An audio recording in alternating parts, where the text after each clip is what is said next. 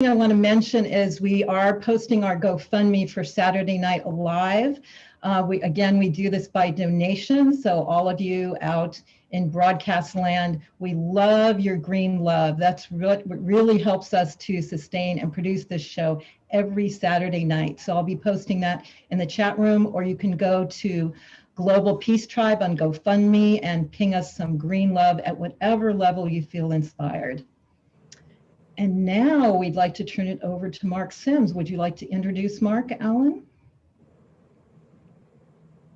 And when I met Mark, it was like meeting a brother from another planet. No, he has a sparkle. He has a joy and a passion because, well, he had an amazing experience. And maybe we'll talk about this with this other dimensional being. And when you have a direct experience, your life changes, and whatever was happening before is kind of pushed to the back burner, and you realize what this incarnation is all about. And I think Mark is now at the forefront of a people's movement along with Danny, and he's bringing people together. He's inspiring people, and it's this passion for all of us to tell who we really are. We're part of a cosmos. We're not freaks of nature. We're not an accident of some lightning striking some amino acids in a warm pool. There is a higher consciousness that is being infused into us, and we are about to wake up to who we really are. And I love that Mark is one of the leaders of this charge. So Mark, I'm so happy you're here and taking charge moving forward. Thank you. Unmute. Well, thank you for that enthusiastic intro. And it's a real honor to be called a brother. You are as well a brother. We have had such a wonderful time together in the last few months, and getting to know you has been one of the joys of this process of disclosure personally for myself, being introduced to people like you, and getting to know a community of people. Some of you here have become some of my closest friends. Danny Sheehan, you, Alan, Whitley Strieber has become a dear friend and colleague. And Jimmy Church now, he and I feel like we're brothers and sisters with Debra. I just, I love you all. You are my family. And I'm not kidding. That's the way I feel about all of you. And it's because, in part, at least, because we've all been through something together. I have luckily, and it wasn't this way at first, like Whitley, the original contact was quite a shock, and took me time to integrate. But here I am 9 years later. It's taken me to muster the courage and develop the confidence to be putting myself out there and share my story, because I have a unique story to tell. I spent 13 days continuously with an extraterrestrial, and what I learned over that 13 days absolutely blew my mind. And I'm sharing that story in the book form and through storytelling, through these events, and importantly, if not most importantly, in the upcoming event of the Harmonic Convergence 2021, which I'll talk more about. So with that, I want to introduce our first song. This is a song that was done by a dear friend of mine, a famous music composer and producer out of Los Angeles named Bruce Sugar. You should check him out, brucesugar.com. He's got his own website. He's the who's who in music production. He has worked with Paul McCartney, Ringo Starr, everybody who's anybody. He's just amazing. I could go on, and he and I formed a friendship back in 2016, doing a song for Standing Rock that became the anthem for that activist movement when Danny Sheehan and I and a bunch of other people went out to South and North Dakota to protest the building of the pipeline there. And it was Bruce Sugar who produced the song called The Whole World Is Watching. That's now on YouTube seen over 7 million views. And he produced this song I'm going to play called The Arrival Countdown. So let's kick this off.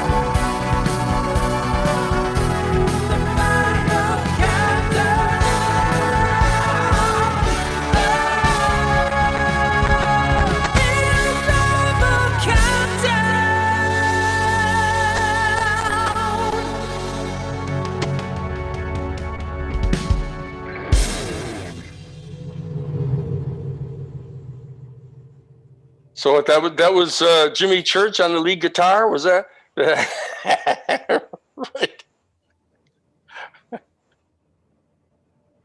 All right. Danny, I just got to jump. That was amazing, Mark. Can you tell us again who that was and who was singing? That was Jimmy. I'm sorry, I was going to say Jimmy Church, of course. No, that was Bruce Sugar, and he has a group of singers that he hires to do backup for all of these famous musicians, and they're just the who's who of backup singers. They, in fact, one of the women, I was at the studio yesterday with Bruce Sugar, and we were recording a new song for this year's Harmonic Convergence. I saw the pictures. I saw the pictures that you posted of that. Yeah. This is, I'm going to say it. That's like better than the original with Joey Tempesta in Europe. Right. That's strong, man. I was air guitaring. All right. I'm glad you enjoyed that. Incredible. Okay, I'm out. I had to jump in. That was just incredible. It's great, Jimmy. Thanks for that. And so, well, I'm going to go back to, okay, I'm in speaker view now. I'm getting some guidance on my cell phone since I'm host. So be a little patient with me. I'm getting the hang of this. And now on the agenda, I believe we have Whitley Strieber. And I'm trying to just bring up the agenda here real quick. Yes, it is me. Okay, it's you. It's me. All right. Go ahead. Let me bring up Whitley. Here's Whitley Strieber, my dear friend, and everybody knows Whitley from the books Communion, of course, that he published back in 1987, telling his story for the first time of being abducted. And more recently, he's published the books A New World, which I personally consider the most single important book written on this topic. And if you have not bought this book, you should buy it, keep it on your shelf. It's also available in audiobook, which he reads himself. He's an excellent reader. And I've listened to this book now at least a dozen times because he nails it. I think he's unraveled the enigma that is this phenomenon better than any single researcher. And his story is so powerful and it's so optimistic. And mind-blowing at the same time. So that book, and then his most recent book, which is really somewhat of a break from his traditional writings, which is Jesus, A New Vision, which just came out a few months ago.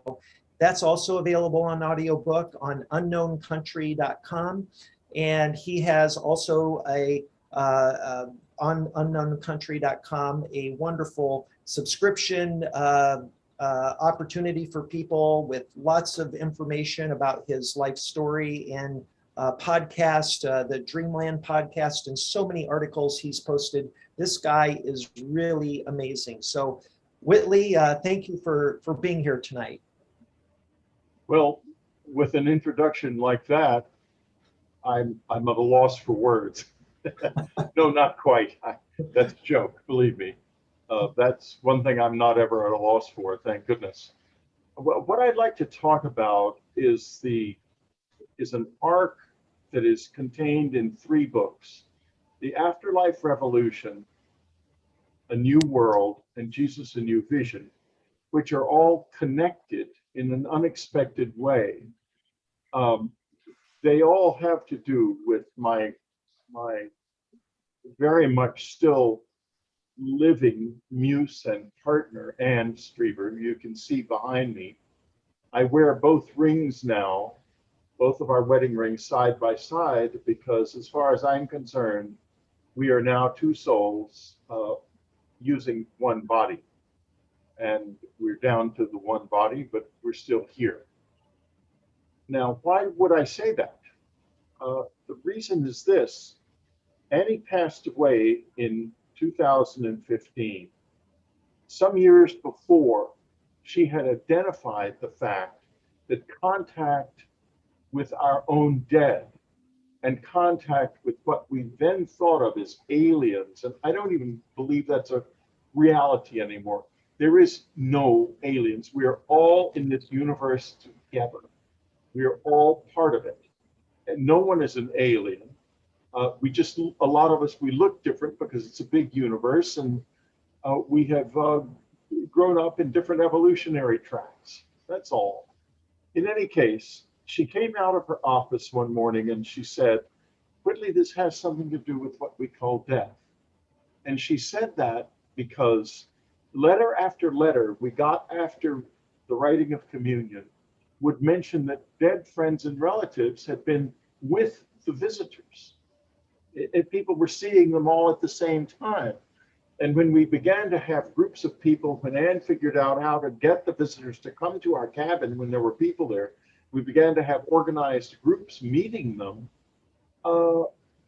It would often be true that someone who would encounter one of their own dead before the visitors showed up, and Annie would always say, okay, that means they'll be here tonight. And she was never wrong about that. Now, what does that mean? She died in, I say died in quotes, in 2015 in August, and immediately began establishing the fact that she was still here. I was at 9:30 that night. She died at 7:15. I was sitting in my living room, just bereft. It was, we were so close, and I was saying to myself, Annie, if you are in any way still here, please let me know. The phone rang, and I thought, oh no, the last thing I want, because no one knew she was dead yet except just a few very close friends. It was a friend of Anne's, and I answered, and she said, Whitley, is Anne all right? Because I just heard her voice in my head say, Paul Whitley. And I thought, my goodness, what a strange coincidence. But this happened over the next 2 weeks, again and again and again, until I finally had to admit she's here. And The Afterlife Revolution is a book about why that's true and how to create in yourself a state which will enable you to live beyond the veil and live like the visitors live. But for the most part, there is no veil between the living and the dead. We are very thick and very invested in time, and so we have this veil. We're kind of in tunnel vision in time, but you can rise up out of that, and when you do, you begin to come into contact with all kinds of different levels of being, including very physical aliens. I guess we have to call them that because that's such a meme, but they're not aliens, as I say. Your own dead friends and relatives, and lots more. The universe of consciousness is vastly populated. And I'll tell you something else about it. It can be scary, but it is also a lot of fun. It's tremendously energizing. And then the next book, the New World, was written with Anne and with the visitors. And we worked on it together, literally, physically sometimes, to make it what it is. The title comes from a statement that was made by a great man, Colonel Philip Corso, who years ago began to tell his story of life behind the scenes with this. And one of the things that happened during a contact experience was he was asked to turn off some radars by the visitors so they could leave a certain place in New Mexico. And he said, being a soldier, he said, in my business, they asked for 10 minutes. 10 minutes can be a long time, which is certainly true. And he had the radar. He said, what's in it for us? The answer was critical. A new world, if you can take it. That means if you can stand it, if you can handle it, if you can take it into your soul, heart, and body, if you can take it in every single way. That's why the book's called A New World, because we can take it. Now, the next book, Jesus, A New Vision, is a response to the negativity that is in the Close Encounter experience.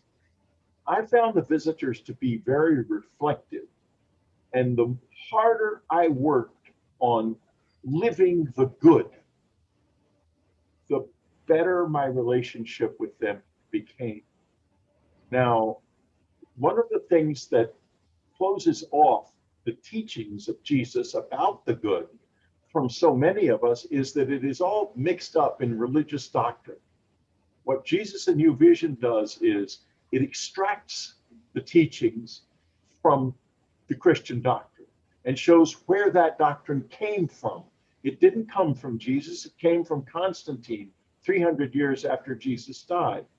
It frees the teaching from the doctrine and frees, I hope, the souls of everyone who reads it to understand a great secret, that the Beatitudes are a way of life, that if we bring that to this, we are going to have a marvelous relationship with this other world in all of its levels and manifestations.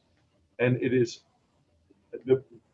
necessary for academics, spiritual workers, scientists, anyone who is not engaged in a military response to step forth as best they can and make this work, because that's how it will work. Shoot 'em up is never going to work, and they're going to just sit there waiting for it to be over because there's not a thing we can do to them in any case. So that's where I am right now. And so, speaking of being in a place, it's a lovely place to be here tonight. I can feel the tremendous energy of this, and I'm so thankful to Mark and Scott and Debra for inviting me and for making all this happen. Thank you.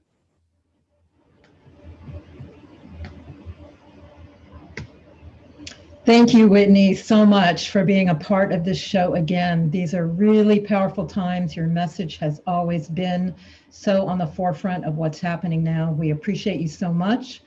We're posting your link into the chat room so that people can continue to connect with you on all that you're offering. And Mark, if you've got his website, maybe share that with him. Yes, let me do that. It's unknowncountry.com, and I'll put it in the chat here in just a moment. I just want to mention, Scott, you're back on, and I think you've taken over some of the host functions, so I cannot spotlight people. I can't put multiple people up on the screen. All I can do is put one person up on the screen now that you're back on here. So I'm going to do my best until I can become host again. But now with that, let me just see here. Scott was going to be introducing Cornflower next.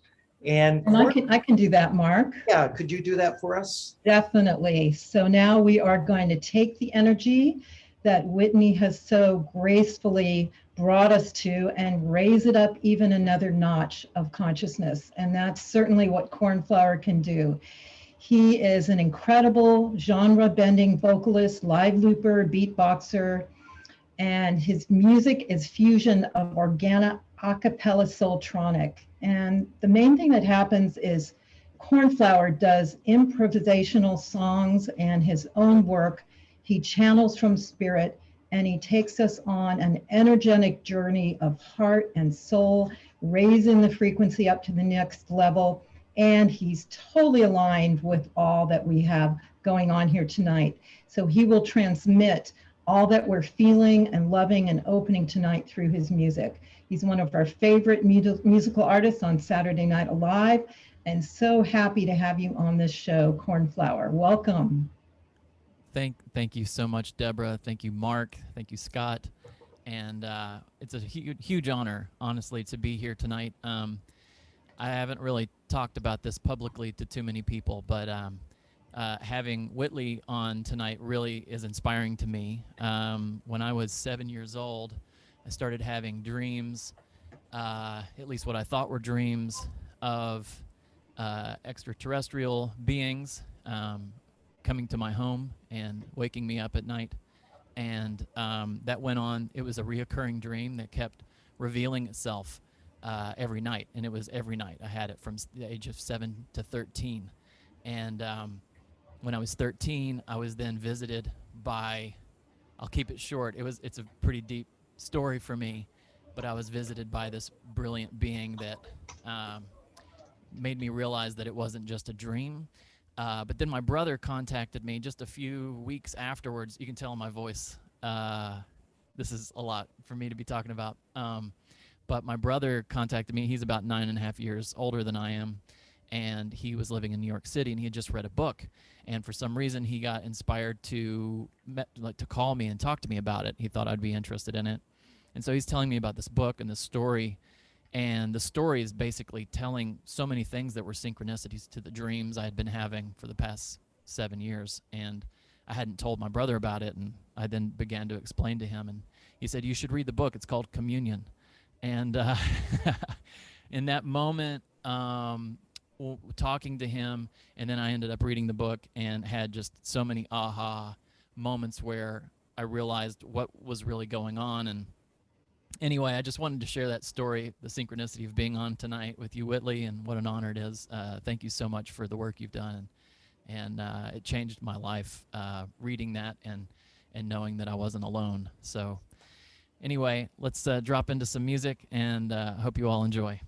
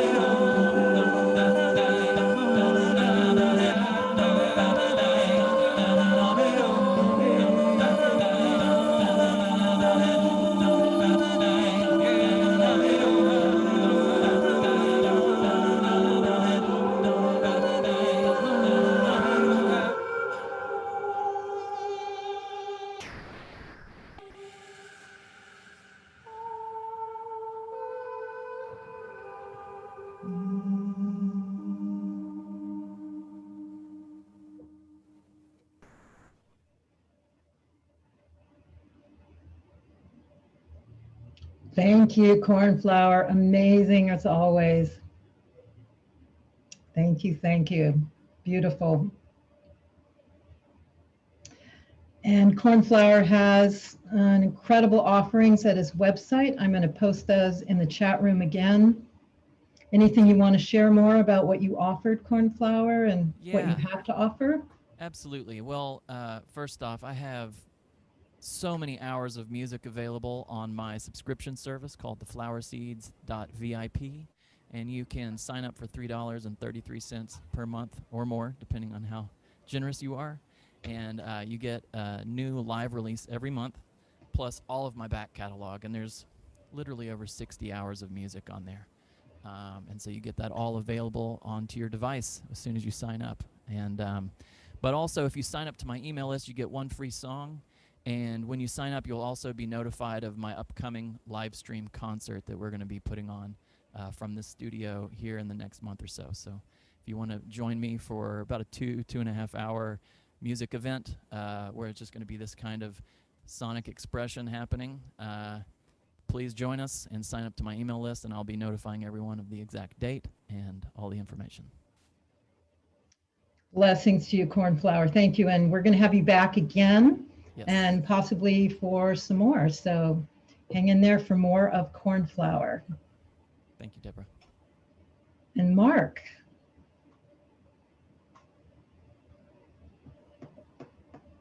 Hello, everyone. We're having a bit of a technical difficulty. As you can see, Scott Catamas is actually one of the panelists. And when he came in, it took over my co-host status by default, and I no longer can control the spotlight, so I can't put up people on the screen. So I guess whoever is going to be talking will naturally be on the screen. We can't share faces on the screen. So we're trying to solve this right now. Scott is talking to, he actually had somebody else log in as him. So Scott actually is not able to give me host status. There's somebody else who's logged in as him so he can stream on Facebook. It's a bit complicated, but we're trying to get to the bottom of it. And in the meantime, we have this three-way dialogue set up in the next portion of the agenda.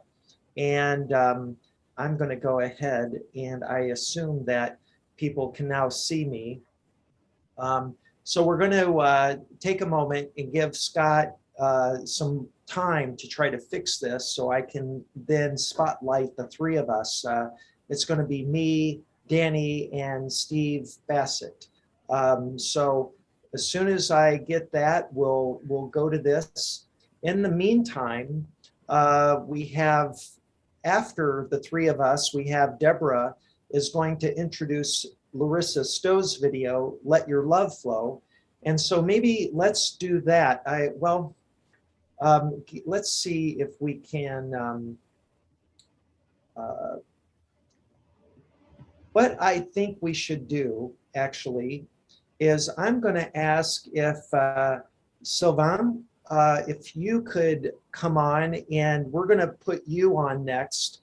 And if you could share with us more about your organization, which is very relevant to tonight's show, I'm going to introduce you. So we're going to swap you out. So if you could unmute yourself, Sylvain, and I'm going to pin you up here. That's about all I can do. So why don't you're the one of the partners of an organization called the Alliance for Extraterrestrial Diplomatic Contact. So you're based in Canada. You're in the Ottawa area. So why don't you share with everyone what your organization is about and the origins of it and what you're doing? Thank you, Mark. It's such a pleasure to be here with you guys. It's like learning about a family I've never met. because I feel very connected with you guys. I've been, since I'm a little boy, I wanted to save humanity, and so because I didn't know what that meant. I just felt that there was a lot of stuff going on in the world, and I needed to do something about it. And I mean, long story short, this is my mission, right? Is to bring us all together, bring peace, love, harmony, and not only on planet Earth, but also connected to extraterrestrial civilizations, because we are all one in the same universe. We're all connected. Everybody's connected. Everything is connected. So I've been working with different organizations for, since I'm about 15 years old, sort of over 30 years. And I've been a member of the Iranian movement specifically since I'm 15. So working with the organization that of course believes in that extraterrestrials created life here and so on for all that time, and among other things. But the alliance itself is specific. This is a not-for-profit that I created along with other members 6 months ago. And the first purpose of that is like we talked about. I'm going to share my screen here.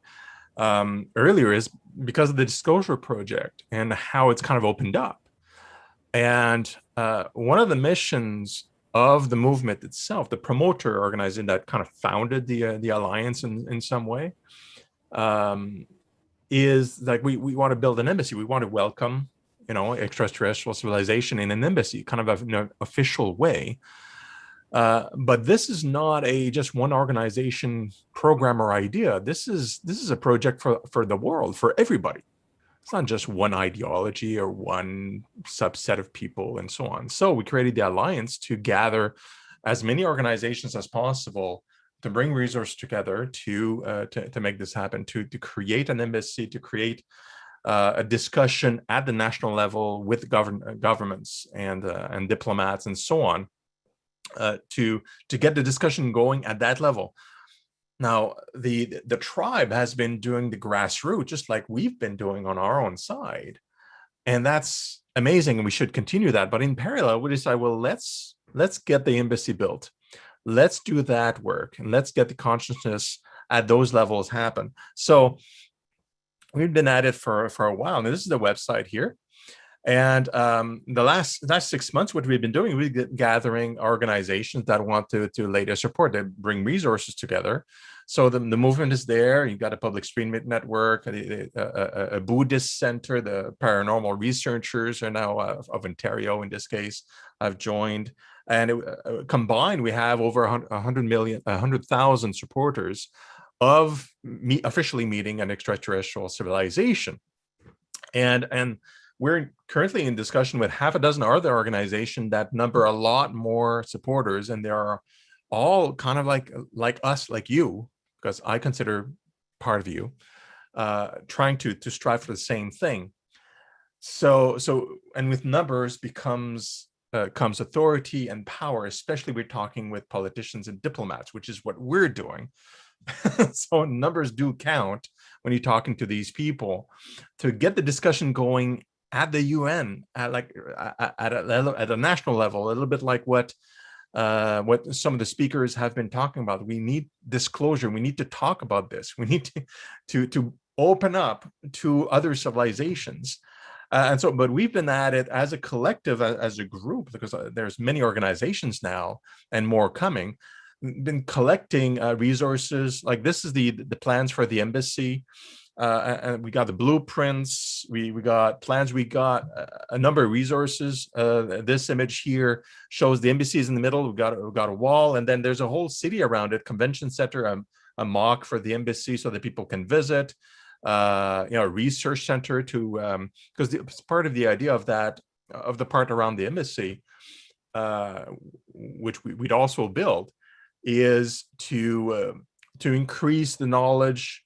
How do we merge with the environment? How do we, as a humanity, be more harmonized with each other, with what you understand of the real world, pure water, basically build a little bit of simulation of a perfect society where people don't need to work, don't need to worry anymore, and can kind of strive and thrive all together. So we can do a lot of research about that and let it spread. And we've been in communication at least since 2019 with the United Nations, and they've asked us, okay, well, here's the process to get this process done, because if we want to have an embassy, it needs extraterritoriality, which is something a country can give, but we want the discussion at UN level. We want an additional protocol to the Vienna Convention that allows for extraterrestrial embassies, because that's not in the language of the conventions. We want the UN to have that convention and talk about it and establish, what if a civilization comes, where should it go, how are they going to behave? The countries, not the aliens. We know they're going to be peaceful and they're going to be quite happy if we all gather together and with a high desire. We've gathered with the organizations that we have currently. We've gathered $50 million in accessible funds, so we can build the embassy and much of the infrastructure around it, depending on the nation. We have thousands of volunteers and experts of all sorts. At least 200 scientists that have signed up to help us out officially, with their name listed and everything. And we have a growing network, and we expect by the end of this year to have over 2 million supporters of this alliance, and probably more by the way it's going. And so we have a lot of assets. We have much of what we need, and we have groups in Geneva talking to the UN and so on.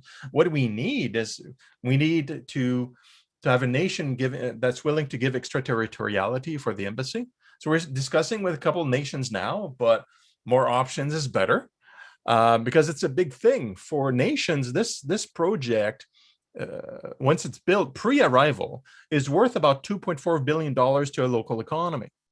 So that's the pitch to the nations, like, hey, this is going to be a touristic location, and once a civilization does arrive, oh my, it's going to be a massive boon to your economy. That's the pitch, because that's what they care about. What we really care about is, we want the wisdom of the extraterrestrials to come in, and we want to be part of a bigger civilization as people. That's what we want, because we still live in the current world that still works with economy and money and all these things that are basically distractions. And what we also need is, we need more supporters. Because we're talking to diplomats, they listen more if you have more supporters. Because we're talking to politicians, they listen more if we can claim we have more organizations and more supporters. So that's the strategy to get into those discussions.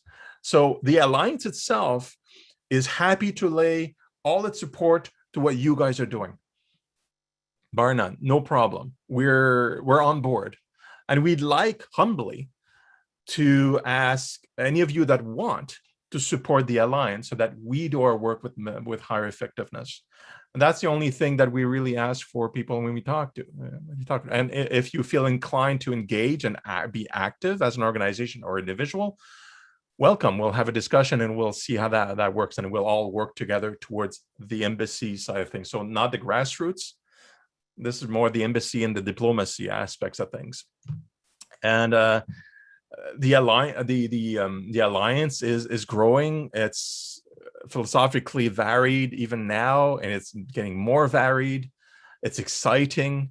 We're getting into really interesting discussions all over, with a lot of the organization individuals that are fascinated and that want a peaceful meeting, an official meeting, and a full officially disclosure, because we want to get a discussion going with our extraterrestrial brethren, right? And those of us that are involved or a little bit more connected with the project will also perhaps facilitate the building of what we call a Scientopolis, which would be a center near the embassy, perhaps, whose purpose is to do research to expand the human experience, to make sure that we all together live in harmony with high science and low stress. We take care of the environment, and we live peacefully without any need for suffering or to be forced to work or things like that. We can just do a lot of research on AI and all sorts of technologies to free ourselves from labor and suffering, basically medicine. I have a little video at the end just to finish this off, but that's it. It's a humble project, but we are well on our way in 2022 to have the necessary clout politically, get a convention going at the UN, and opening the embassy after it's all built in 2030. That would be the plan. I'll stop the share here, and that's what's anticipated with the resources that we have, and that's really it. That's my work, and that's my life right now. All right. Well, thank you, Sylvain. During your talk there were so many comments about and questions that were very positive and inquisitive about what you're doing. And I encourage everyone to check out his website. The organization is Alliance for Extraterrestrial Diplomacy Contact, and it's allianceforet.org. I put it in the chat there, and you can check it out more. It's a very exciting idea, an idea that whose time has come clearly, and I'm looking forward to learning more about it. I just met Sylvain through Alan Steinfeld 2 weeks ago, and we've had a number of Zoom chats because I knew nothing of him, and it was actually Stephen Bassett who first mentioned your organization to me. And then a few days later, Alan Steinfeld actually introduced us over the phone.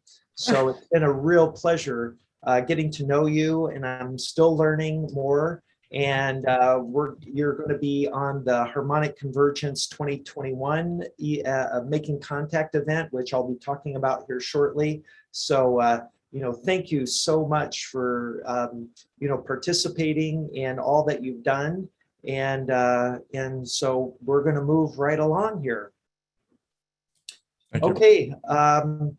The next part of the show we're going to do is our planned 3-person little mini panel. My dear friend, Danny Sheehan, is sitting in the wings patiently, and I'm going to bring him up. Danny, you're ready to join the group here? Yeah, I'm right here. All right. So Danny just returned home to Santa Cruz. He was here. He actually spent the night here at my home in Ojai, California, where we had a number of meetings discussing the launch with the marketing team for the Harmonic Convergence 2021 event, Making Contact. And we're going to be talking more about that later. But we wanted to invite Steve Bassett to come and join in a discussion about disclosure and a citizens diplomacy initiative. We just heard from Sylvain and his organization and what they're attempting to do to bring this question up of how does a citizenry go about initiating contact with and diplomatic relations with extraterrestrial intelligence. So this is something Danny has given a lot of thought to, and I thought, Danny, we're up live. Shh. Thank you. So Danny, I'm sorry. Would you mind, you and Steve have known each other for years. Mm-hmm. And in fact, you were part of Steve's Citizens Hearing for Disclosure back in 2013. Why don't you share with our audience how you met Steve and how you've worked together in the past, and then introduce them. Wow, yeah. Well, see, Steve and I have been working together since the dawn of time. When Stephen first arrived back in Washington, D.C., he and I were together. We, in fact, went out and helped unload his car when he was setting up his first office there outside Washington, D.C., to just come in and say, look, somebody somebody in the UFO community has to take responsibility for keeping both feet on the ground and talking with representatives and their staff, and coming to grips with the real world, which is functioning at a fairly low frequency in the realm of political reality in Washington, D.C., and work constantly to get the Congress to come forward, to have hearings, to call witnesses, to present to the people of the United States and the world the information that they can get from the executive branch to try to present this. So Stephen has been laboring in the vineyard in Washington, D.C. for it's probably 30 years now. And he knows the exact dates of this, but I remember, and I said, look at bless Stephen Bassett, because he's doing this job. Other people are doing different things, having contact experiences, holding conferences, reaching out to people in the executive branch and having meetings. And Steve has been focused on trying to do everything that he can to get the executive branch to come forward with important information that we're all certain that they have, utilizing the authority of the legislature. Because after all, it is in fact the Senate and the House of Representatives that really constitutes the heart of the government of our country. They are the Article 1 power of our government. The President of the United States and the executive branch is set forth in Article 2. And there's been some tension historically from a constitutional point of view between the two branches, because the executive branch has a tendency over time to start to develop a certain sort of bureaucratic imperative where they mistakenly come to perceive themselves as the government.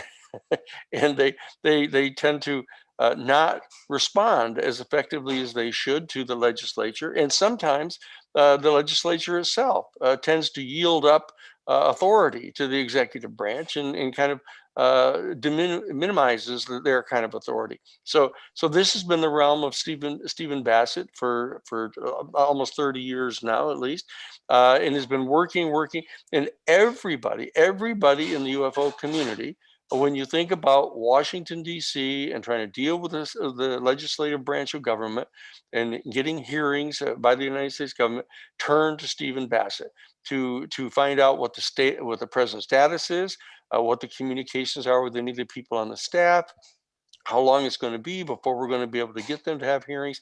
And the reality is that Stephen has the best insight of anybody in the UFO community right now about how this looks from the point of view of the legislature and from the Congress of the United States. How are they responding to for example, Lou Elizondo resigning in public protest as the head of the Advanced Aerospace Threat Identification Project, the United States Pentagon, coming forward along with Chris Mellon in reaching out to the New York Times and publishing the previously secret gun camera photos and video of real live UFOs, pushing the issue to get the executive branch to come forward and start making acknowledgments about the reality of the UFOs. So there's been this extraordinary process that's been going on, and Stephen will talk to us all about it here. That's been going on since December of 2017, actually a little bit before that, in October of 2017, with the coming forth of people joining the To the Stars Academy, a number of people from the inside of the intelligence community and national security state bureaucracy coming forward to form a group that was intending to try to push this process forward, and it resulting in the front page coverage of the New York Times. Most recently now generating coverage by 60 Minutes of a full interview with not only Lou Elizondo as the director of the Advanced Aerospace Threat Identification Project inside the Defense Department, but also with Chris Mellon, who was the Assistant Secretary of Defense for intelligence, both under President Clinton and under George W. Bush. And now the progress is being made with the work that everybody has been doing to try to move this process forward. We now have these government officials from previously within the executive branch itself making statements that denying that these vehicles can possibly be from the Soviet Union or from China. We have the pressure they're putting on to the executive branch and the Defense Department to actually stating that these are not ours. The vast majority of these instances are not ours. Whatever the weight might be put on the negative pregnant, that some of them conceivably could be perceived as UFOs, that may be some technology of ours. But the bottom line is we're in an extraordinarily important period. And Stephen has a unique perspective to bring to the community, talking about these efforts that we're talking about generating citizen diplomacy, to reach out and try to establish direct citizen-to-citizen contact with the extraterrestrials. Stephen has invested extraordinary amounts of time into trying to make the government structures work to perform their constitutional duty, both the legislative branch in the House and Senate and in the executive branch. And so he wants to sound, I think, a constructive and affectionate note within the community to be careful here, to not do things that might interfere with the ongoing process that he's been working at for years, I think, to get this thing to happen within the constitutional government structures. And so that I want to, from the perspective where I am, of having been legal counsel, for the Disclosure Project, legal counsel with Stephen in the citizens hearings, and now legal counsel for Lou Elizondo in his internal communications with the Defense Department, trying to get more information out of them. I want to be the one to endorse and support what it is Stephen is doing from his perspective, and encourage him and give him every opportunity possible to communicate his perspective to all of us as we're going forward with this process. So with all of that said, here he is, the man himself, Steve Bassett. Thanks, Danny. Let me put it this way. There have been efforts to resolve this issue going all the way back to 1950, 51, a couple of years before enough sightings had occurred and things started to get cooking, all the way back to Donald Keogh, which is, I think, the first activist, true activist. And they continued. But simple truth was, for the first 44 years from 47 to 91, there was no chance. There was simply no chance. Whatever you did, whatever you could come up with, no matter who you were, not going to happen. That changed when the Cold War ended. Because, and the reason I say this is because the nuclear issue, the nuclear threat, the mutual assured destruction was pretty potent issue, and the national security state was not going to defer on that. In other words, they were going to defend the country and prevent whatever could come from that. And anything else that might interfere, forget about it. Okay, that changed in 91. I entered the field in 96. So I was 6 years in. So that, first of all, that was a good thing, because the worst was over and the doors maybe could start opening. But I neglected to do something prior to that, and that was to get rich. I was terribly bad at making money. I mean, just awful. It was really kind of sad. So I entered the field with virtually no resources at all. So what? What are you going to do? But I had one thing in favor of my particular approach. Nobody wanted to do it. Nobody had, really. I realized right away there was no lobbyist that had ever registered on the subject. Okay, I'll be the first one. No political action had been set up. Well, I'll be the first one. Nobody had done an exopolitics conference. I did the first, I think, the first formal one, and then one in Washington. So in other words, I had nobody in the field. I was just running up and down the field with nobody tackling me. It was great. Again, that doesn't mean major things are going to happen. It just means that is an angle that you have. And it worked because the lobbying registration attracted the attention of the Washington Post. They came out, gave me a wonderful interview. They put on a big article on the front page of the business section where all the rich people go. Unfortunately, it had a huge photo, and it's the worst photo ever taken of me. I won't even show it to you, but you can find it if you look hard enough. One day I'll bring it out just to show you how well I've done since. And that was it. That was a credibility marker. But believe me, I had no illusions that I'm going to just go downtown and talk to a bunch of people on the Hill. Before you know it, no. But I like journalism. I like journalists. And I knew that when I entered the field in '96, that journalism was the key to activism. In other words, but Gandhi knew that. The movement to get rid of the British really got going when Life magazine turned up with some photographers that started taking photos of things and putting them on all around the world. And people are going, wow, that's what's going on there. And before you know it, well, and it's happened in other ways. So you get the journalist on an issue, they publish articles, that gets the attention of the public and the members of Congress and their staff, and they go, something going on here, we should look into that. And so I focused on the media. I've generated hundreds of stories regarding this issue. I've been in 170 or 8. I've been in, I'm sorry. I've been in 500. I'm at 550. I'm mentioned or PRGs at 550 stories. You would think, oh, hell, that'll get you on 60 Minutes. Well, no, not yet, but we'll see. Anyway, that's the path I took. I did what I could. And during those years, plenty of other people were doing stuff, again, trying to push us towards a breakthrough that would lead to an appropriate engagement. Stephen Greer did tons of stuff. And other activists have turned up, and the conferences and the websites, the podcast, all of this isn't just because people needed a hobby. They're trying to get a message out there. And who was the target of that message? The American people, the American press, and Congress.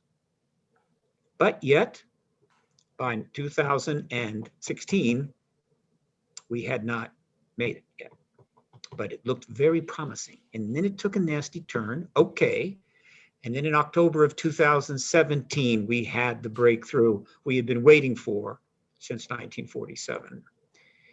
And that breakthrough took place over a period of 65 days. The launch of the TTSA, the announcement of the website, and the resumes of the team, the delivery of the information to the New York Times to be vetted for articles, and the 2 published articles on the front page, December 16th. And that's the To the Stars Academy for a lot of people that may not know the TTSA. TTSA, To the Stars Academy of Arts and Science. That's the full name. So why was that the breakthrough? It was the combination of 2 things. One, it was the fact that the team was clearly coming. It was a team that was completely careered in the military intelligence complex, stepped out into a private organization, and there was no indication that it was, as far as we could tell, a formal program at all. It was essentially a privately engineered project. And that meant that there was a growing group within the military intelligence complex that finally had decided it's time to end the truth embargo. But we can't do it. I mean, it's what?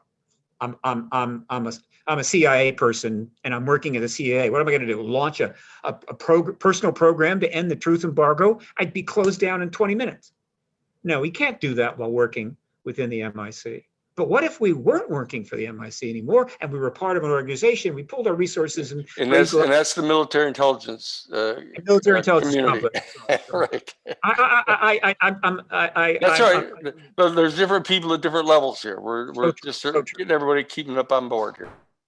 So this was a breakthrough. In other words, I said it right away in an interview. I said, for the first time since this began, the disclosure movement, it had come to be called capital D disclosure movement. The disclosure movement, which included a capital D disclosure event. My contribution, Greer starts the disclosure movement. I added a capital D, created an event, made it the prize for the activist movement, was being led by the military intelligence complex by proxy. Now that was a big deal. And every one of those resumes and that website was a clear message, something has happened. And then the second thing was the New York Times articles, that they took the info, vetted the info, published the info on the front page, put a double Pulitzer Prize winner as one of the writers, along with Leslie Kean, obviously deserving of that honor, and Helene Cooper, one of their top military and writers in that area. She's really quite credentialed. They couldn't have given it more gravitas. And you saw what happened. Immediately, things started emerging very fast. Massive news coverage. We've now reached 1,000 articles related to the TTSA's launch and the subsequent events related to that. 1,000 articles. They're on my website. You can go read them all if you got some time. That was the game changer. That penetrated, right? Now, it would have had an explosive result, except that it ended up having to emerge during a very complex and unusual time. The political climate was unprecedented in the modern era, might have been unprecedented in the entire life of the Republic, who knows? And so it made it much more difficult to pursue the agenda that they chose, that I believe was a key agenda. To their great credit. And these are the whole Trump administration plus the pandemic all coming together to be this unique, extraordinary series of events that took place coterminous with what's happening here. I'm sorry. Even before the pandemic, to making the decision to go forward in October of 2017 into the storm, into the hurricane, was a bold decision, which history will reward greatly. They didn't know a pandemic was coming. Right. So they're trying to get through these years because the situation was not what they'd expected. And then as things look like they may be getting better, in comes the worst pandemic in 100 years. Look, all I can say is every one of them should get the Medal of Freedom as far as I'm concerned. All right. So eventually the political situation settles down. The pandemic at least starts to become manageable and things start moving again. And now they're picking up speed. And so what I have stated repeatedly, and I'll state very quickly now, is that the ultimate goal of that group, aside from their other interests and possibilities, and they had unlimited possibilities depending upon how much money they raised, was to end the truth embargo and to do it by getting congressional hearings. That was the specific agenda, particularly of two key people, Luis Elizondo and Chris Mellon. And in due course, we literally see them putting the pieces together so those hearings could take place, though it wasn't obvious to everyone. And by and large, it all came together pretty well. And where it was going to go, of course, was unpredictable, but they had set the stage. Who would step up on that stage? Well, the person that stepped on the stage to finally take it to the next level was Marco Rubio.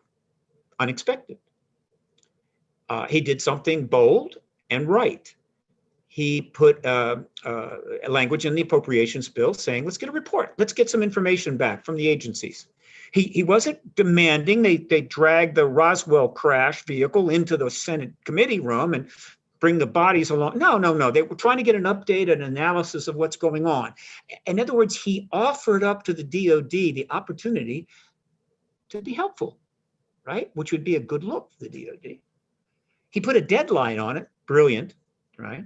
180 days from the signing of the bill, knowing the bill would be signed for months. It was signed in December, which meant the deadline was June 25. But understand, the language was published in July. And so the DOD had a full year to think about how would we respond to this? What will we do? And you see, the DOD is very good at gaming complex situations. That's one of the key things they're supposed to do. And so I assure you, they game this to death. And so anything that happened after that was going to be strategic. And a lot of people couldn't see it that way. They would go, well, this happened, I don't know what's going on. That happened, I don't know what's going on. They couldn't look at the larger picture and see the strategy that was unfolding.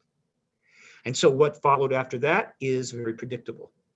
You give the media a specific date on a specific event, and that is an easy story. And they have written articles by the scores, articles, maybe 200-300, related to this report, right? Worldwide articles, by the way. This report is coming, got a deadline, could be this, could be that. Fantastic.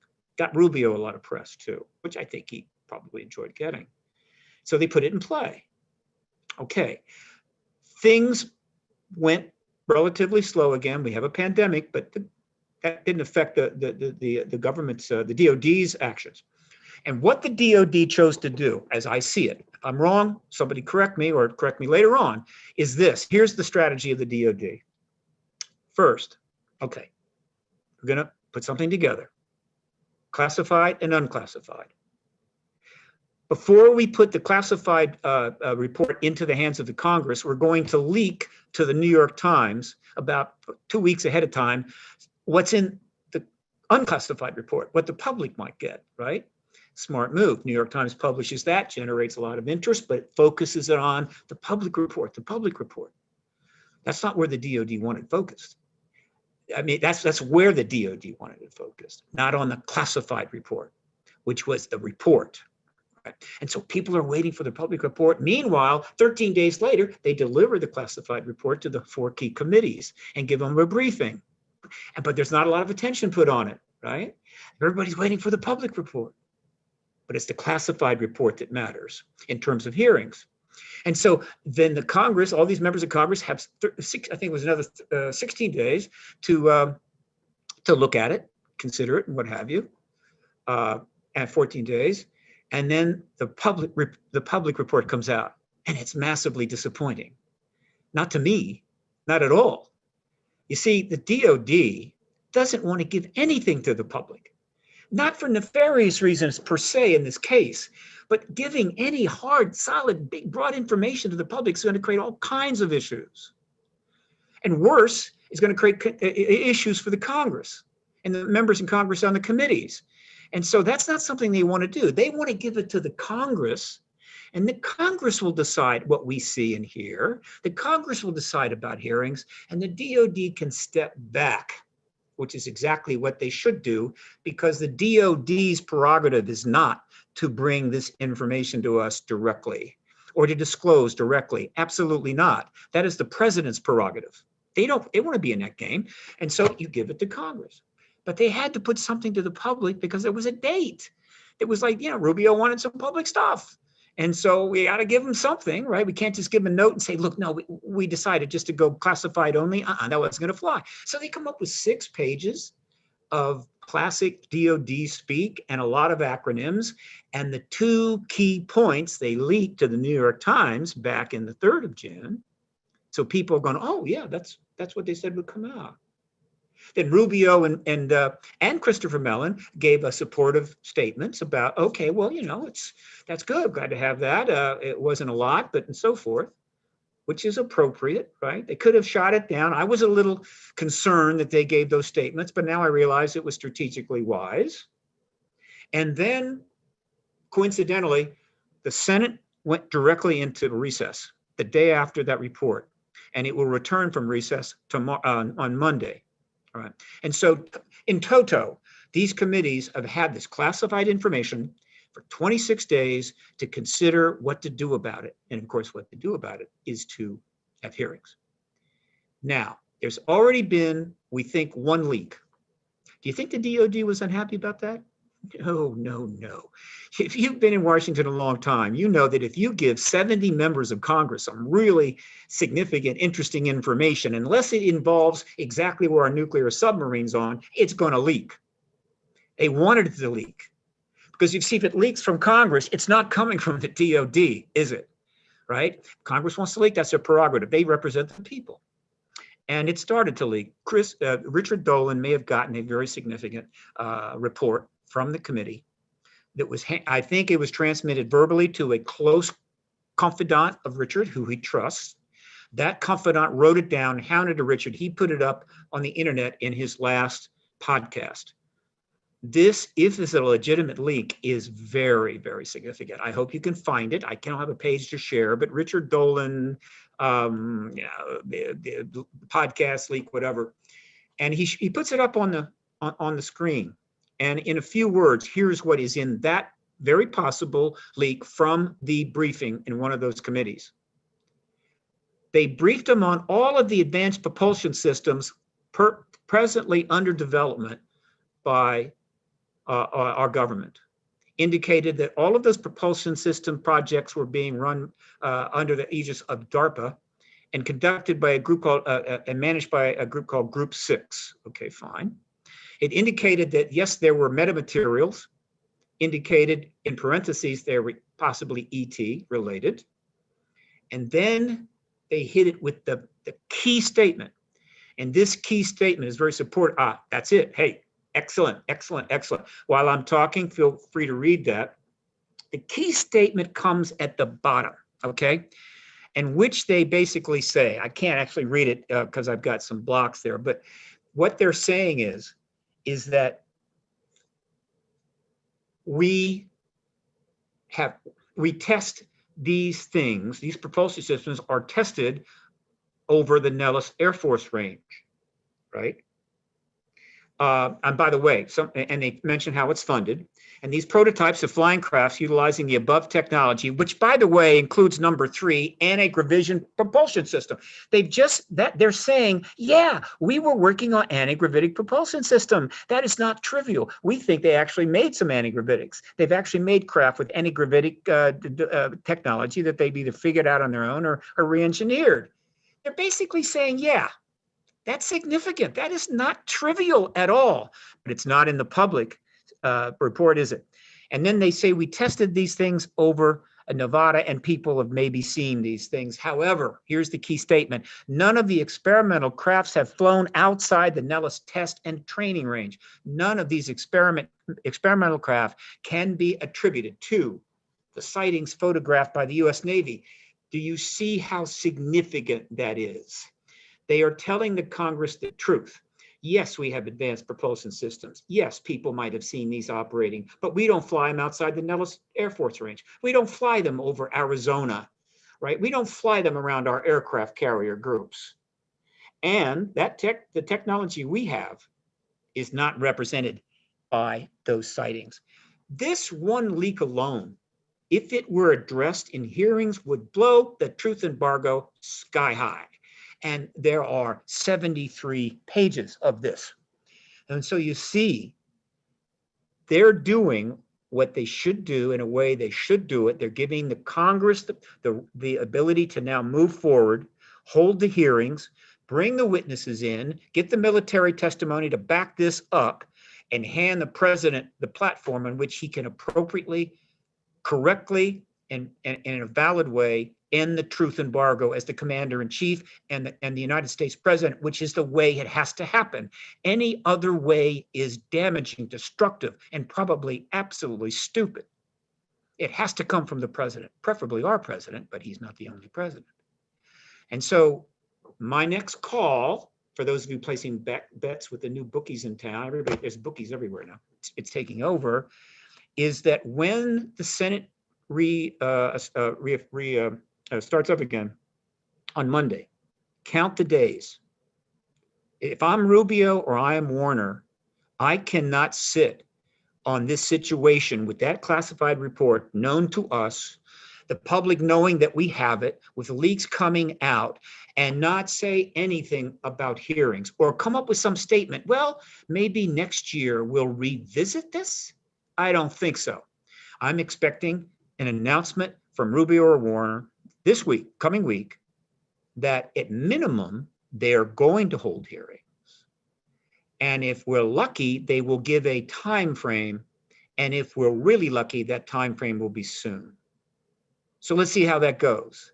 I'm excited myself and ready to get involved in any way that I can.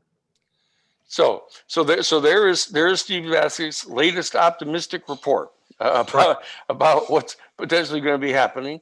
There are people all throughout the UFO community with varying levels of information or sophistication about inexperience in dealing with these issues, and so there's a vibrant conversation going on inside the UFO community now about prognostications about whether there's going to be hearings, if so, when, how much of this classified annex is going to get ultimately leaked or released.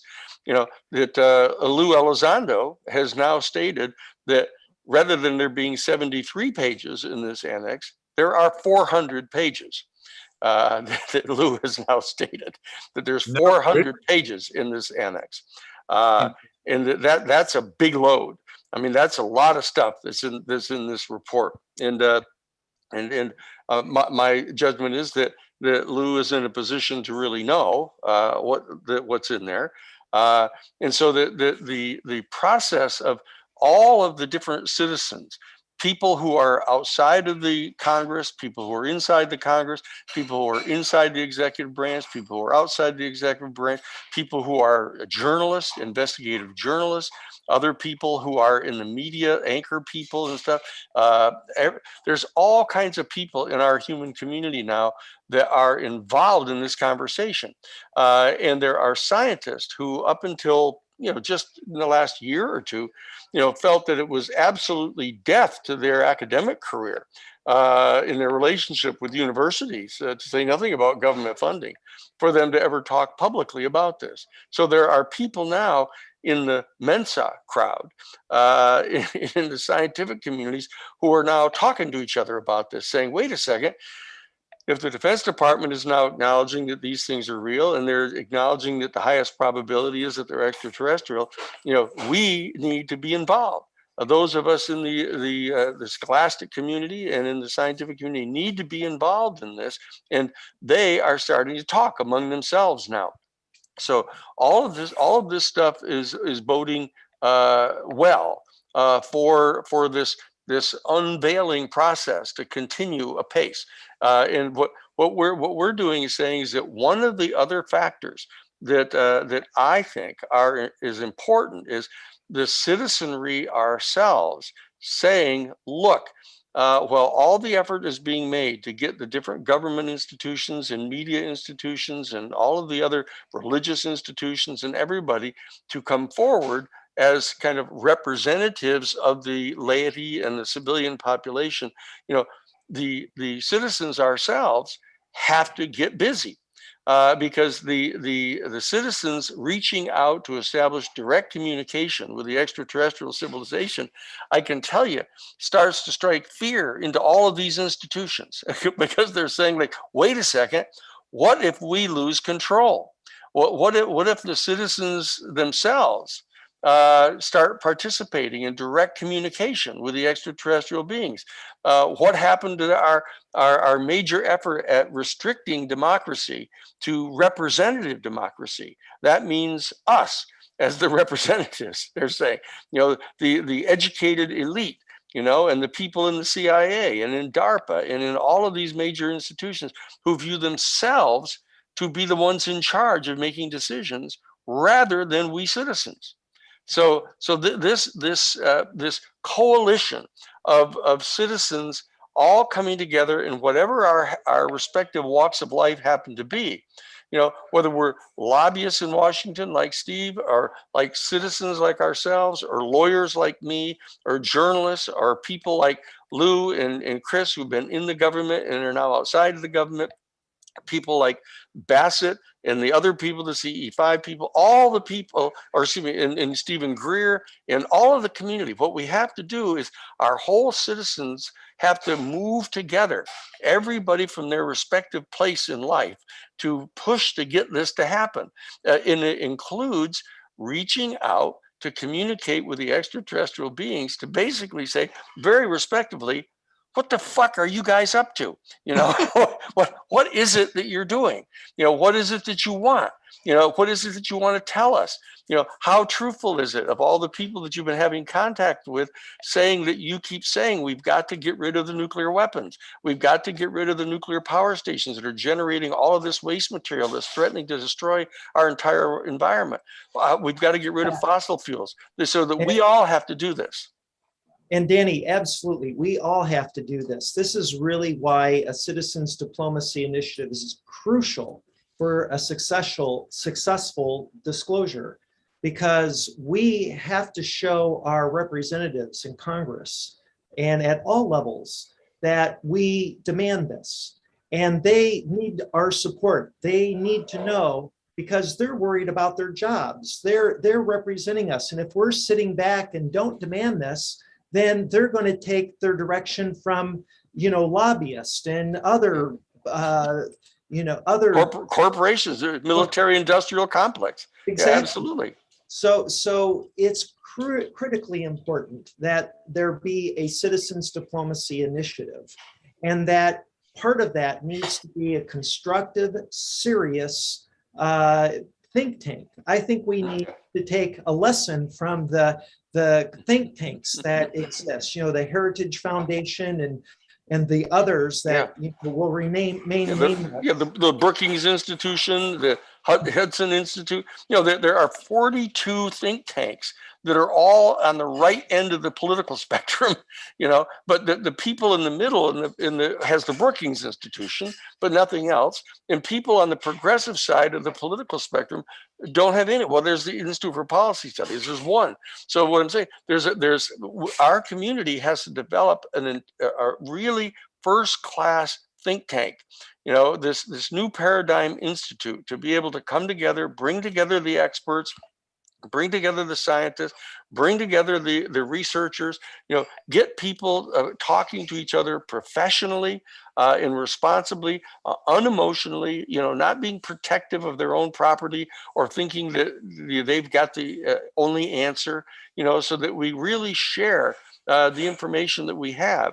But I think it's critical that in addition to the think tank and the kind of scholastic research that we need to do to try to develop a completely comprehensive new paradigm that integrates this new reality, we've got to have an active citizens movement reaching out directly to the extraterrestrial beings themselves, so that all of the representatives will say, wait a second, we've got to do a lot more than we've ever done before, or we're going to lose control here.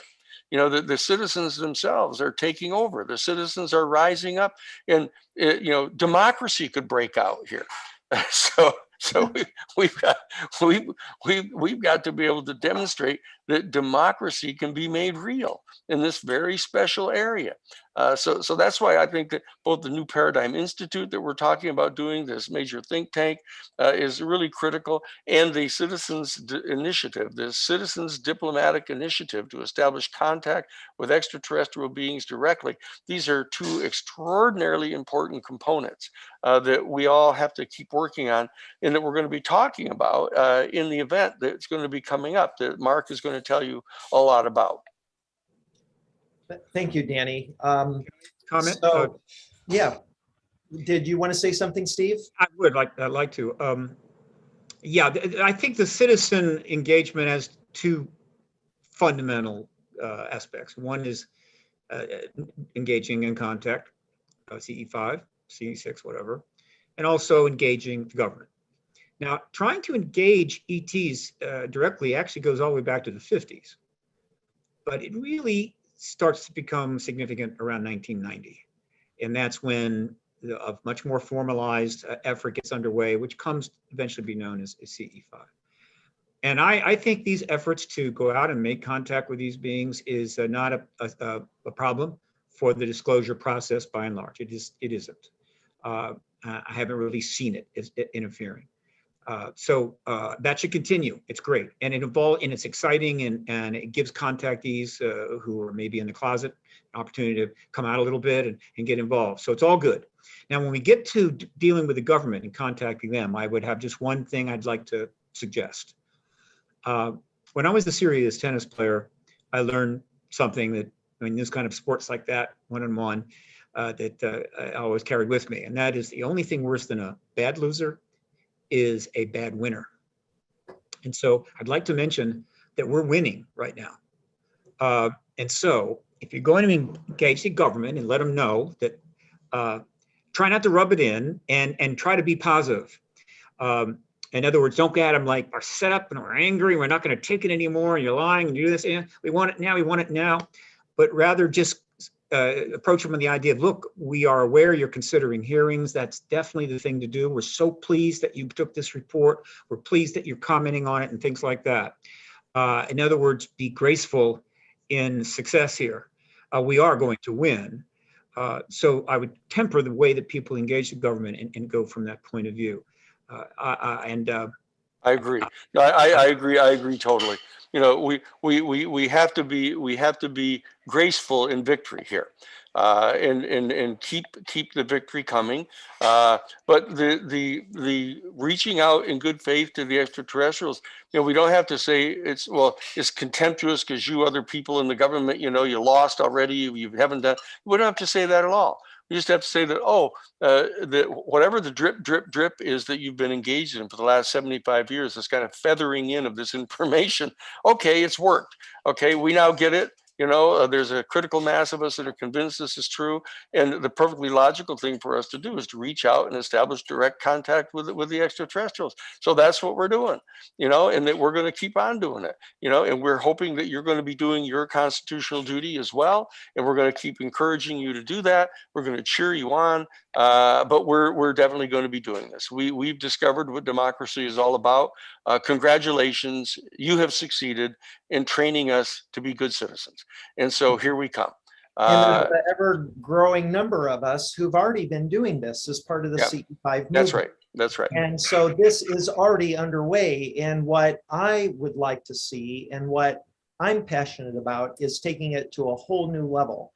Mm-hmm. How do we organize in effective ways on a global level to meditate and to put out the Harrian call?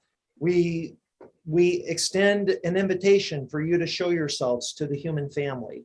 And I think they will respond. In fact, I'm certain of it, but we have to reach some tipping point, some critical mass of coordinated effort. And along with that, show that we're responsible of this, that we have to remember there are still a majority of people who aren't aware of this issue, are just learning about the UFO, ET, UAP phenomenon. And so we have an obligation, I feel, as part of a citizens diplomacy initiative to help our brothers and sisters, to educate them. And that needs a lot of thought and careful thought on how to do that.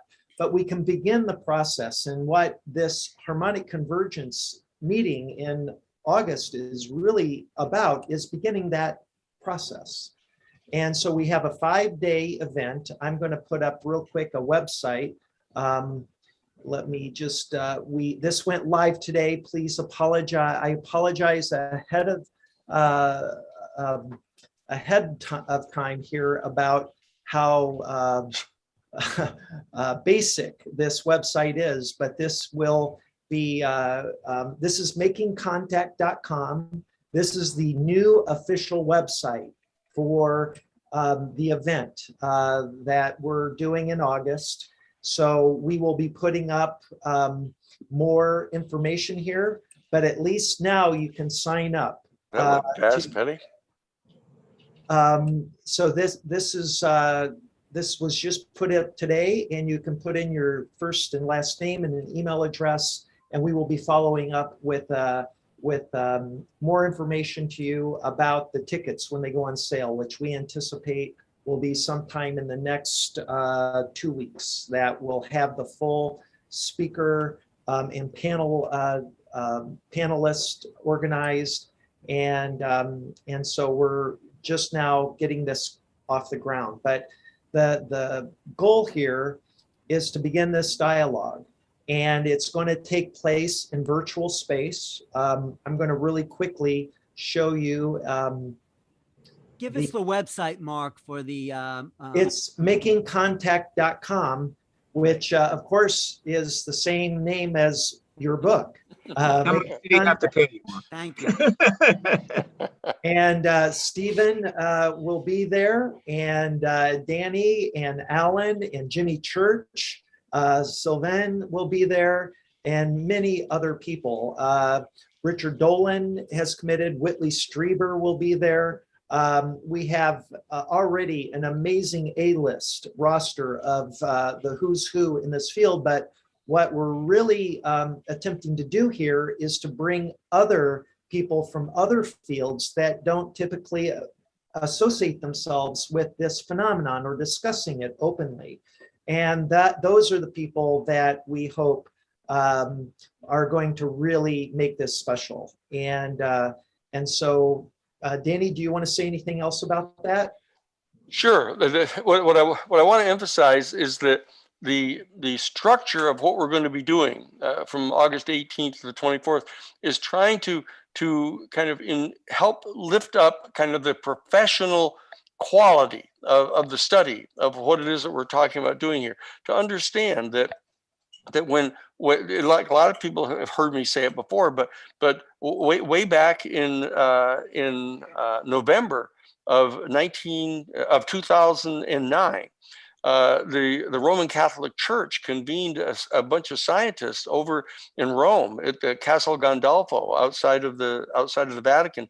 And after that long conference, the Catholic Church issued a formal statement on November 11th of 2009 saying that, look, now in light of the discovery of more and more of these new extra exoplanets, that we're now, it's clear that we're going to be discovering life elsewhere in the universe much quicker than had been previously anticipated, is how they put it.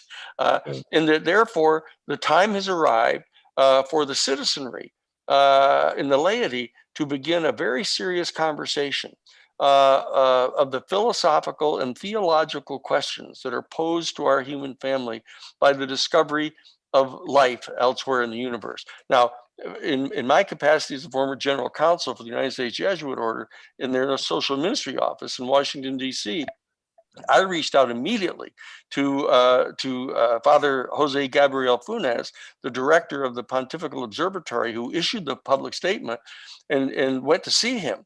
And within 2 minutes, he acknowledged to me that, well, they're not talking about single cellular life somewhere between a frozen, planet in a distant star system. They're talking about another highly intelligent, highly technologically developed, but categorically non-human other species right here in our own Milky Way galaxy. And that the time has arrived for us as people and citizens to start discussing the philosophical and theological implications of this. Now, as a lawyer and as the counsel in the office of the largest single denomination in the Catholic Church, the Jesuit Order, the largest order, I said, look, there's a lot more than just the philosophical and theological questions here. There's psychological questions, there's sociological questions, there's political questions that we have to come to grips with. And because everybody has spent so much time for the last 75 years trying to get at the question of whether these are real and whether these are extraterrestrial, that now that we're at that spot where we're crossing that all important line, the time has come for us as citizens to start engaging these fundamental questions.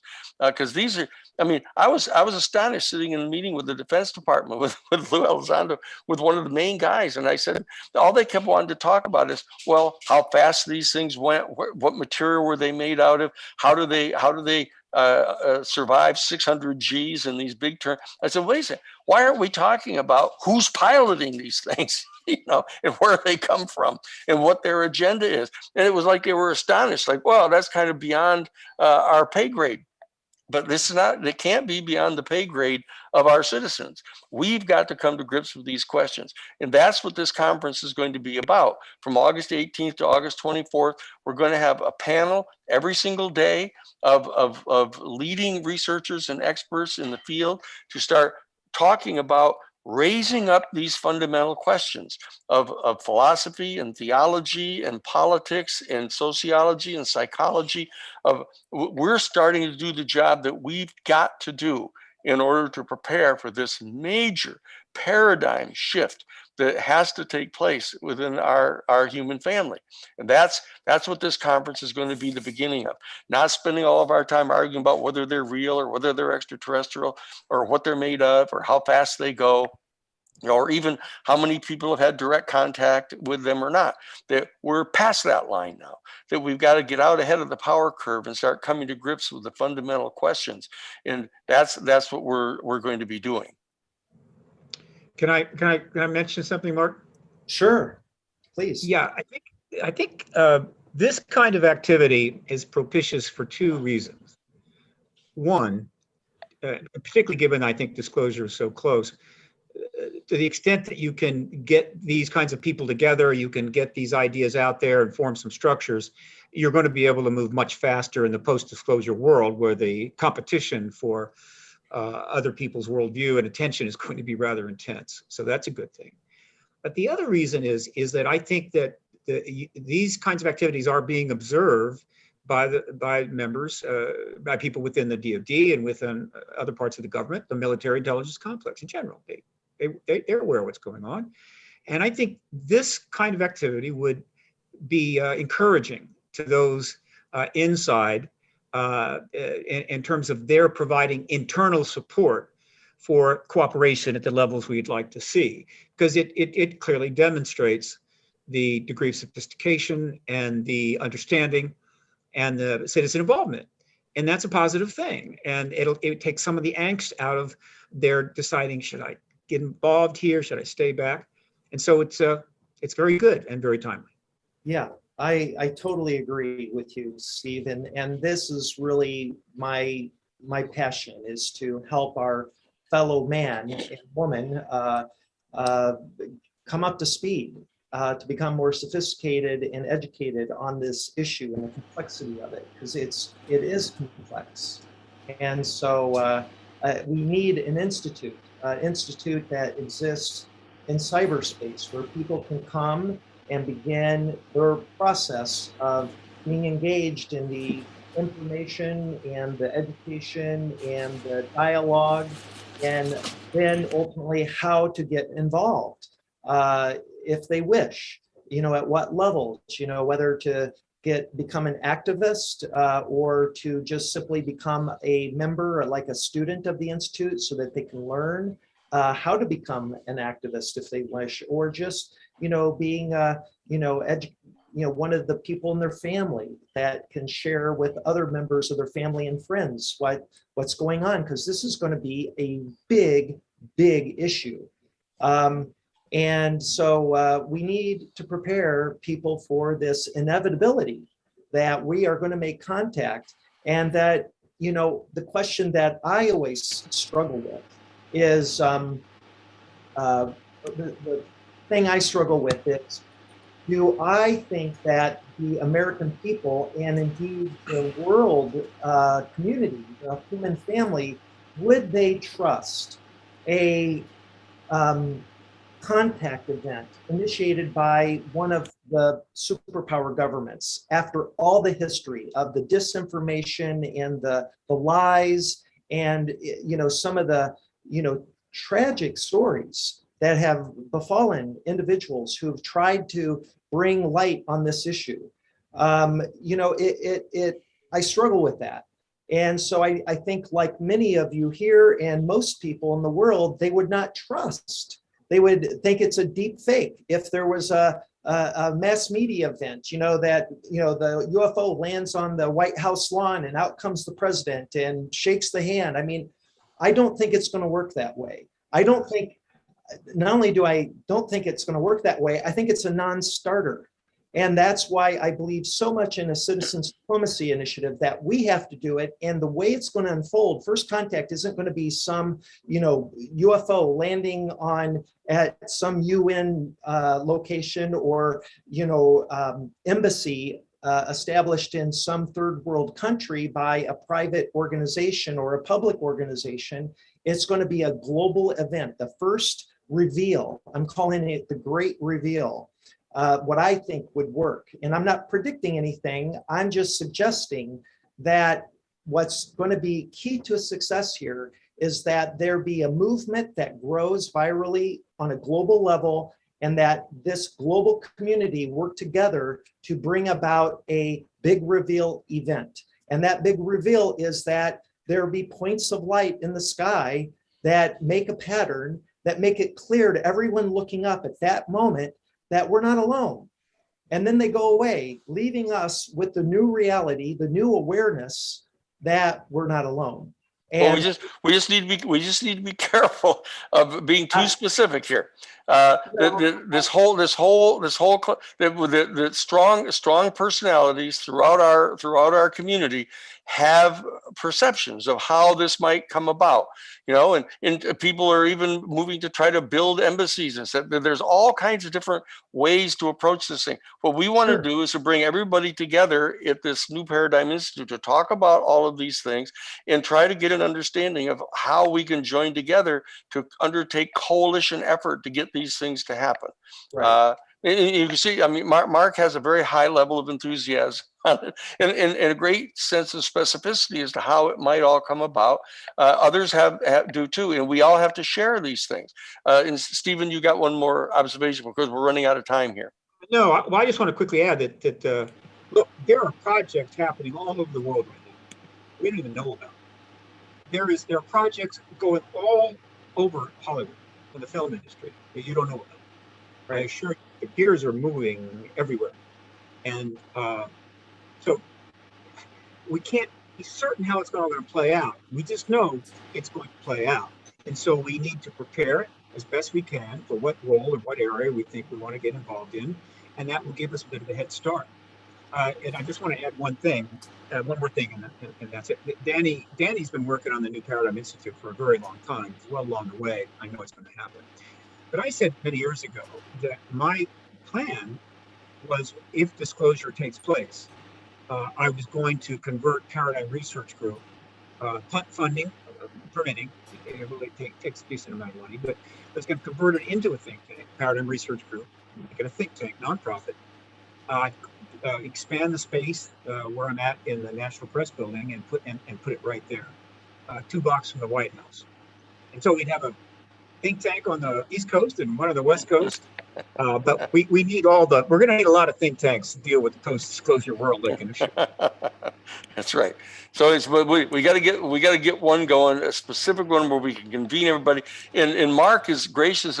Mark is going to be helping to provide all the technological knowledge we need to build this virtual New Paradigm Institute, so we can have extraordinarily high graphic qualities where everybody can come to be brought to the table together, to sit in a circle, to see each other out of the eyes of your own avatar, to see everybody sitting at the table and have this conversation just as close as can be to actual reality. The quality of the graphics are going to be, quantum leaps above this, what you see right here, which is the observation deck stuff. But it's got all of the basics in here of the meeting rooms, the use of the screens to project live stuff on, the holodecks, all of this. And this is Mark's background, where he's had businesses in the past, to up the graphic quality of all of this, so it feels exactly like you're right in the room. And this is going to be, even though this will cost a lot, it's nowhere near like what it's going to cost to build an entire embassy or even build out the entire castle that we've got up on Clear Lake. But we're going to do this in virtual space. And we're in the process of doing that right now.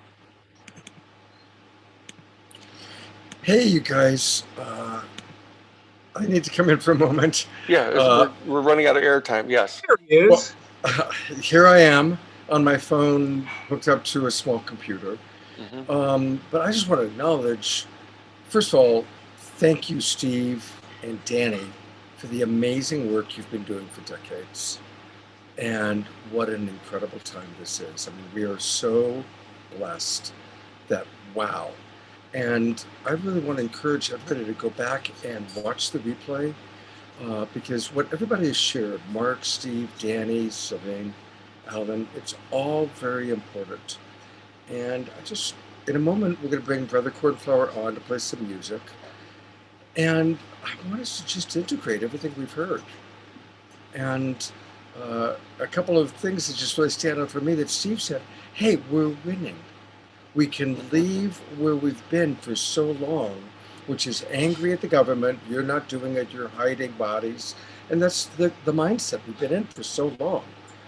I really love Steve's suggestion that we leave that mindset. And then taking it on to the next step, however it plays out is how it'll play out. Maybe it'll play out in such a way that multiple people have multiple experiences, right? Remember when the sailing ships came over to the New World, some of the Indians saw them, and some of the Indians didn't see them because they were outside of some of those people's ability to see it. So let's really embrace this as an extraordinarily exciting time. It's a very powerful transformational time. It's clearly tied in to the transformation of our world, which we all know needs to happen, and the transformation of humanity, which we all know needs to happen.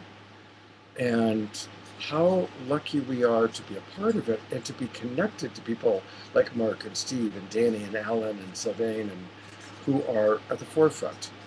And so certainly Saturday Night Live, we're going to keep you all updated on everything that's going on. We're going to put our full support behind the August Making Contact events.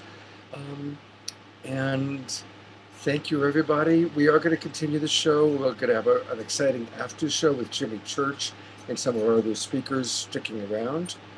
But let's just all integrate what we've heard, because it's been incredible. And I can't think of any better way to do it than turning it over to Brother Cornflower. I've got a hard exit here, so I've got to jump. We're in the process of having to make dinner. All right. So I love you all. Danny, And, thank you so much. Terrific. I'll see you all very soon. Okay. And I'm afraid I have a hard exit as well. I've went a little long. I thought I've got something I've got to do, but thanks so much for letting me be involved. And I wish all these projects great success. Thank you so much, Steve. Thank you so much. Thank you. All right, Brother Cornflower, help us to integrate everything that we've just heard.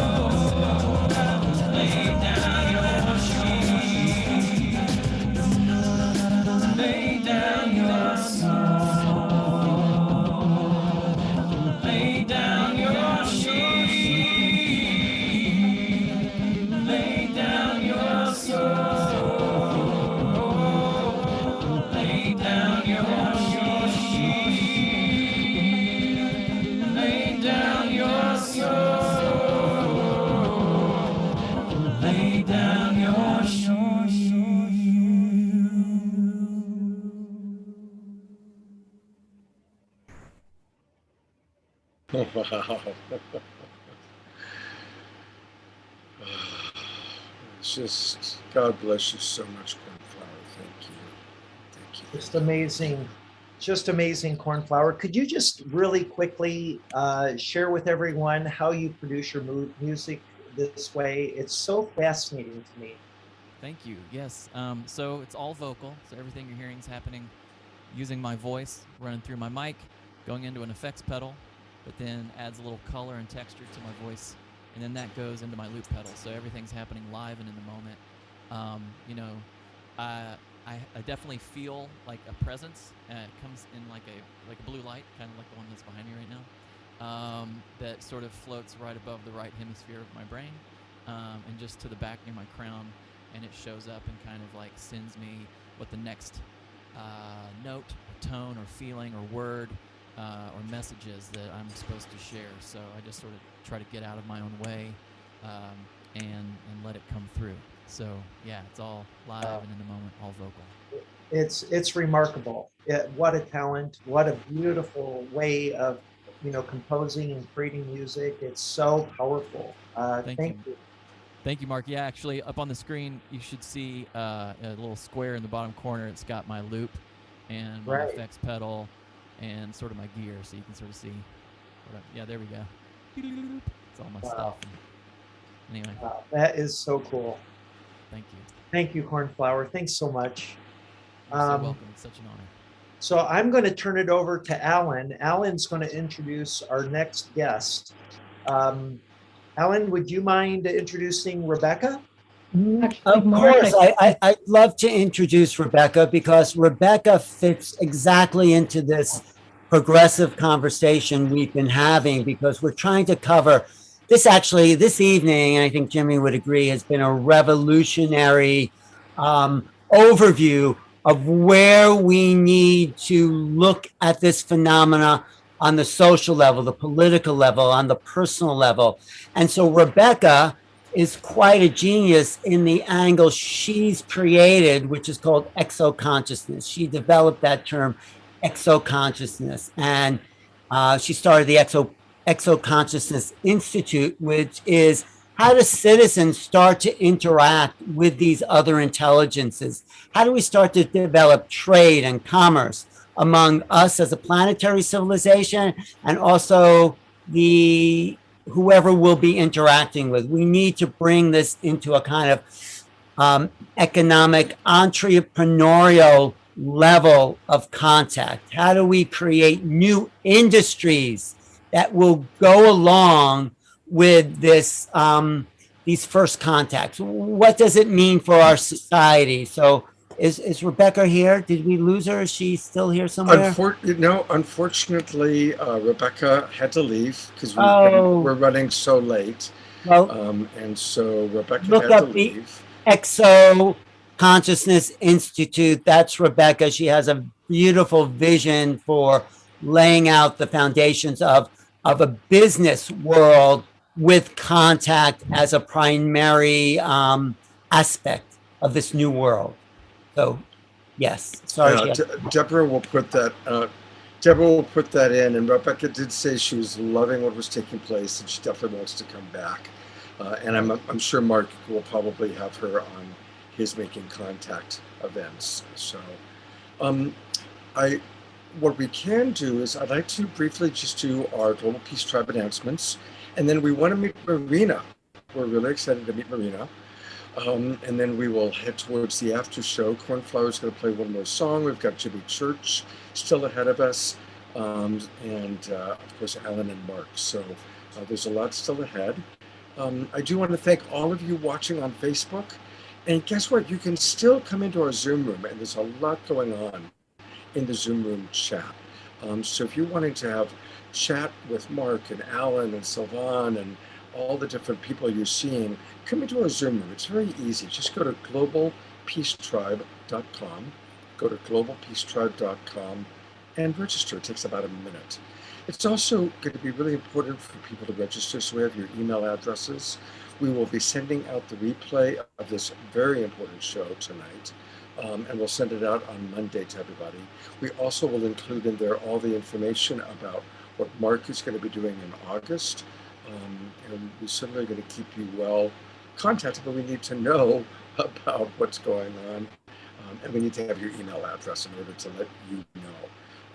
This is incredible times, and we are the Global Peace Tribe, and we are every week bringing you what's going on in the world of raising our consciousness and planetary transformation, whether it's social and racial justice, which is what we're going to be focusing on next week, whether it is how to manage our relationships, addictions, codependencies, personal health and transformation, or of course what's happening on a collective level.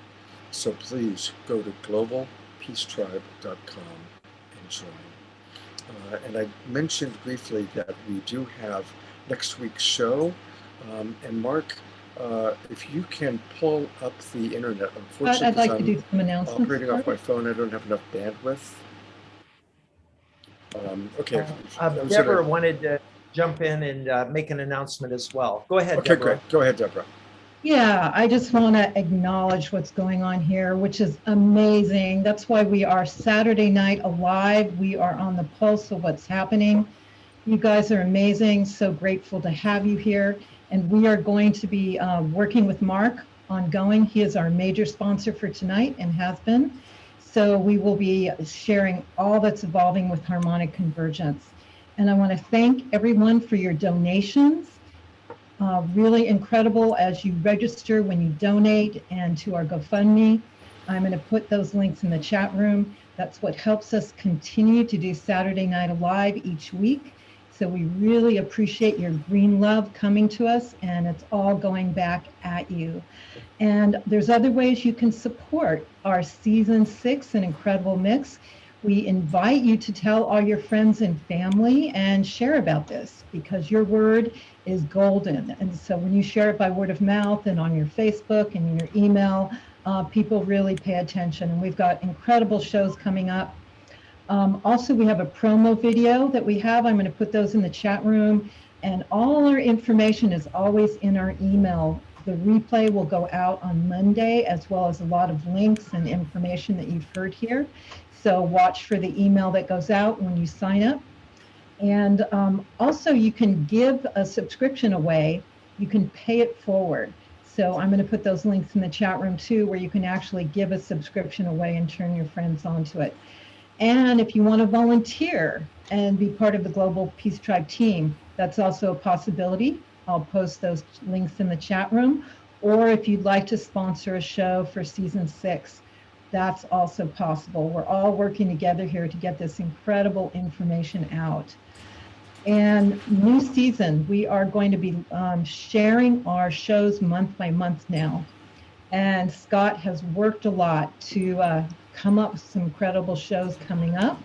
And Scott, you were about to share next week's show, which again is a whole nother level of what's coming up to the surface to be revealed and healed. And we've got, absolutely. Thank you, Debra.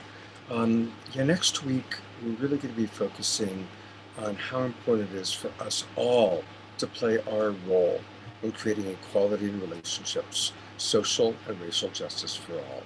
And as you probably are noticing by now, this summer, during season 6, we are having amazing guest co-hosts for every show. Of course, tonight our co-hosts are Mark Sims and Alan Steinfeld, who are doing an amazing job. Next week, my co-hosts are Pato Banton and Antoinette Wutstataha. You've seen them on Saturday Night Live if you've watched our previous shows. Pato is an incredible reggae musician, and he's doing a concert where I live. And so we're going to be with him at the same hotel where he's doing his concert, and he and Antoinette are going to be sitting next to me, God willing, as we host the show. And we are going to be listening to some of the great thinkers and speakers as it relates to social and racial justice. Reverend Bridge Feltus, Ava Park, Alexandra Loves, helping us to understand what is going on in terms of really creating more support for all cultures, especially Black Lives Matter. And then 2 amazing gentlemen who have made a huge difference in Native American and Indigenous world. Chief Reuben George, he and his pod, if you will, the people he worked with, have turned his entire community around. And Chase Iron Eyes, who is one of the leaders of the Standing Rock movement. And of course, Chase and Danny Sheehan have worked very closely together. And so both Chase and Chief Reuben George are going to share with us how they really turned things around. And once again, music with Pato Banton and our beloved Nina Gray, one of our favorite musical guests. So that's going to be next week's show. It's going to be a great show. We're very, very excited about it. And the shows continue. I'm not going to go into a lot of in-depth, but we do have shows coming up on going deeper into addiction and recovery with Gabor Mate. We have a show coming up on whole body fitness. We're going to do another show on death, embracing death with compassion, near-death experiencers coming in, helping us to understand how to work with death. And so it goes. We're also going to have on August 14th, our wonderful friend, the Mystic Abbot. Jerry is sponsoring a wonderful show all about healing. So this is what we've got coming up. Please register. Go to globalpeacetribe.com and register if you haven't already. And to share a little bit more, I'm going to turn it back over to Debra. And yes, Scott, we've got a great special event for this next season with Jeff McBride. Did you want to announce about that, Scott? Absolutely. I just needed a moment to pull it up. So we're really fortunate. As you probably know, those of you that are long-term friends and fans of Saturday Night Live, we have access to just amazing people. And one of the great magicians, he just was awarded, of all the magicians in the world, most popular, he came in 3rd to David Copperfield and Chris Angel. So he's like one of the major magicians on the planet. And he's doing a private party just for Saturday Night Alive in the Global Peace Tribe. I attended one of his previous private online parties. It blew me away. I said, Jeff, you got to do it for our folks. And he agreed. And not only did he agree, but normally the ticket is $100 and you can get it for $33. So come join us. It's an online interactive event. And he actually interacts with the audience. So it's not a Zoom webinar, it's a meeting.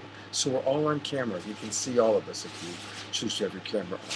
It's July 28th from 6 till 8 Pacific time. Please join us. And there is a limited number of tickets available because it is kind of an intimate show. And this is going to be one of the most exciting and wonderful events we ever do. So don't miss it. A private party with Master Magician Jeff McBride.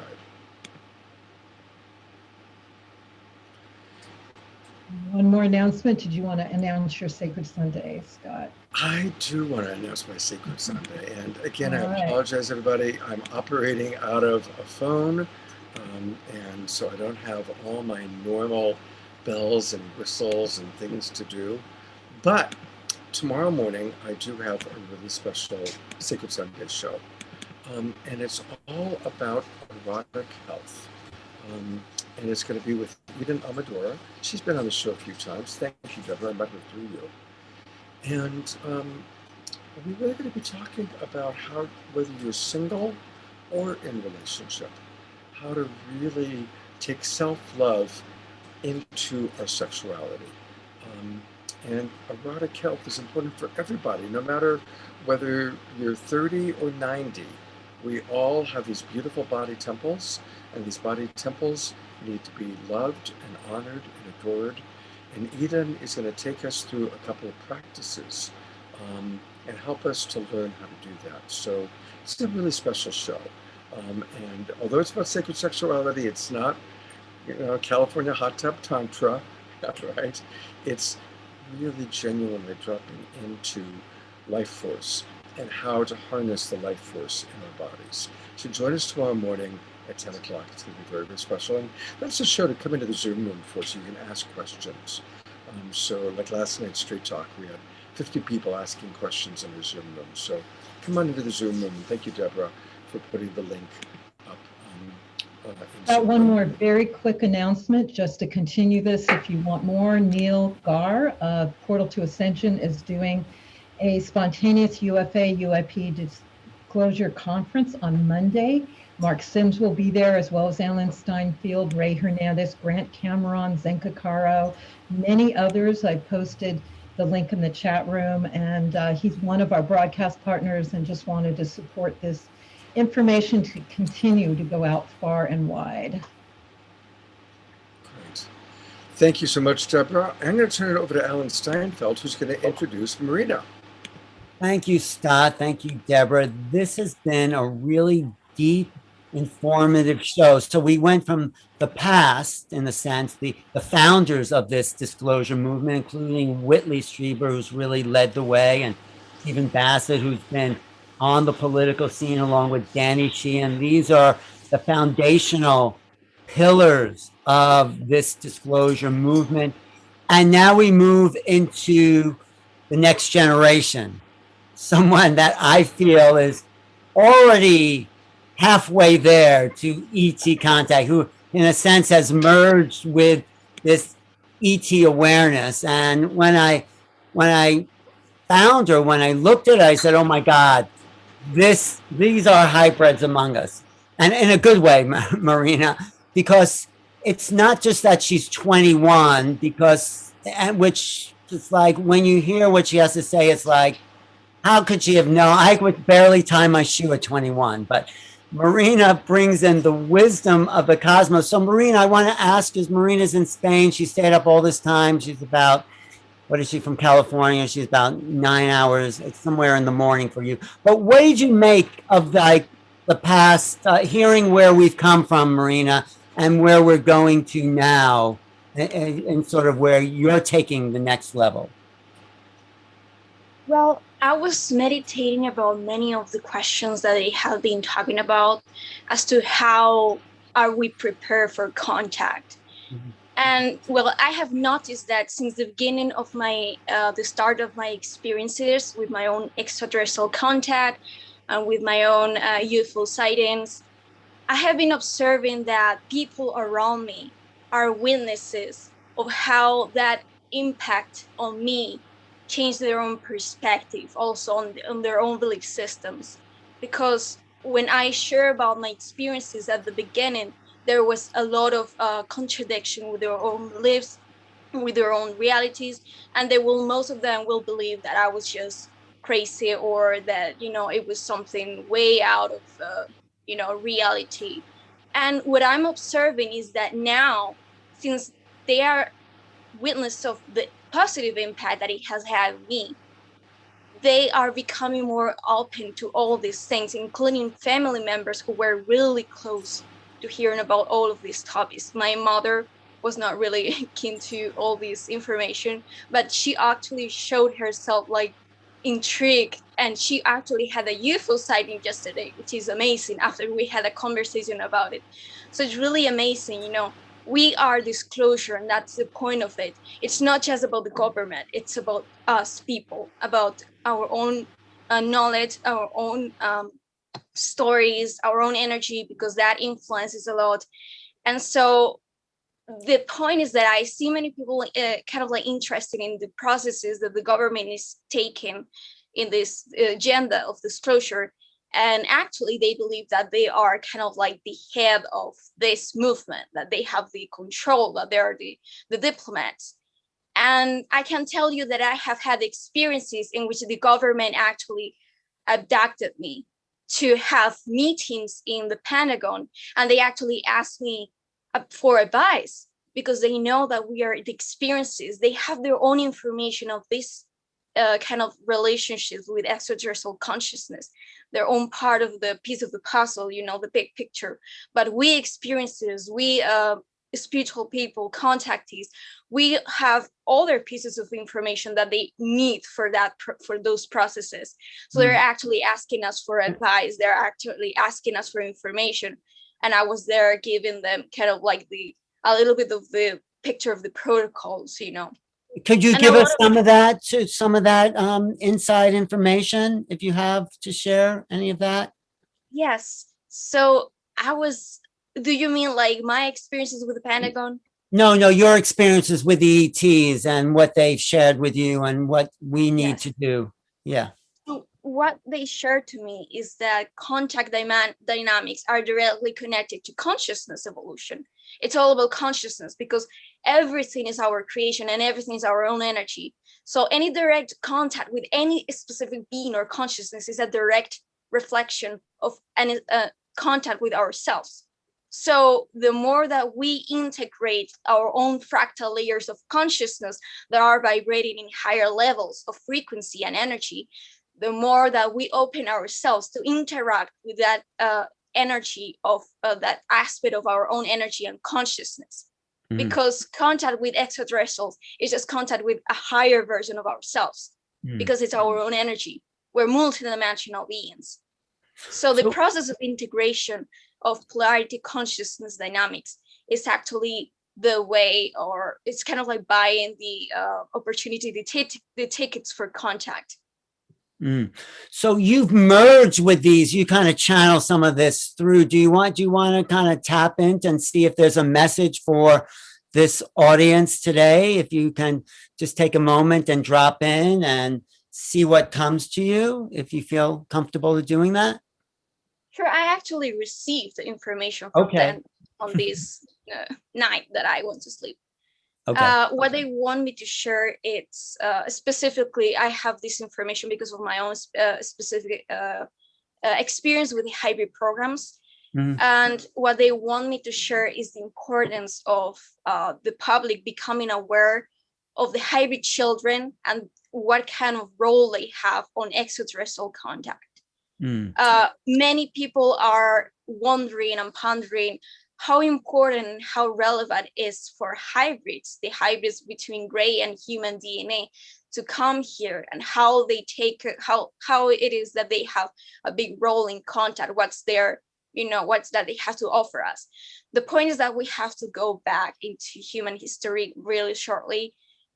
We know that we are children of the Anunnaki, and that we share their genetics, and that we share a lot of their karmic energies also, because they pass it on us when they started the hybridization program with humanity first.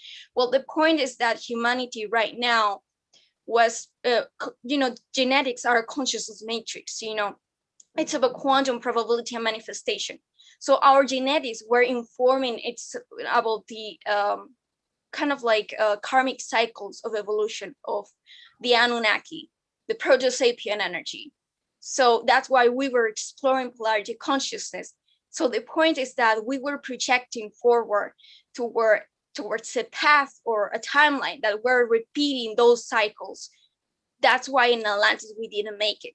So the Greys, who are the future version of us, who explore that negative karmic cycles of energy, they come here to start the hybridization agenda so that they will help them and us, because if they start to inform our genetics matrix of that path that we do not want to explore, we will redirect our course of energy, our evolutionary path towards a more integrated one in which we are no longer informing ourselves from those past energies of karma and third dimensional polarity consciousness.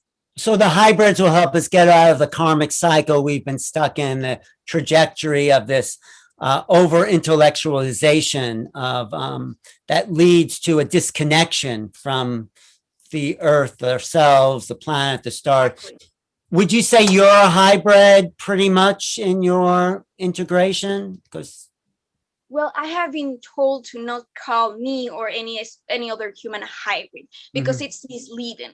It's true that we are hybridized, that we have received hybrid genetics, but we have to call ourselves hybridized humans, because if we say that we are hybrids, we're misleading people into kind of like making them understand that this is a hybrid energy.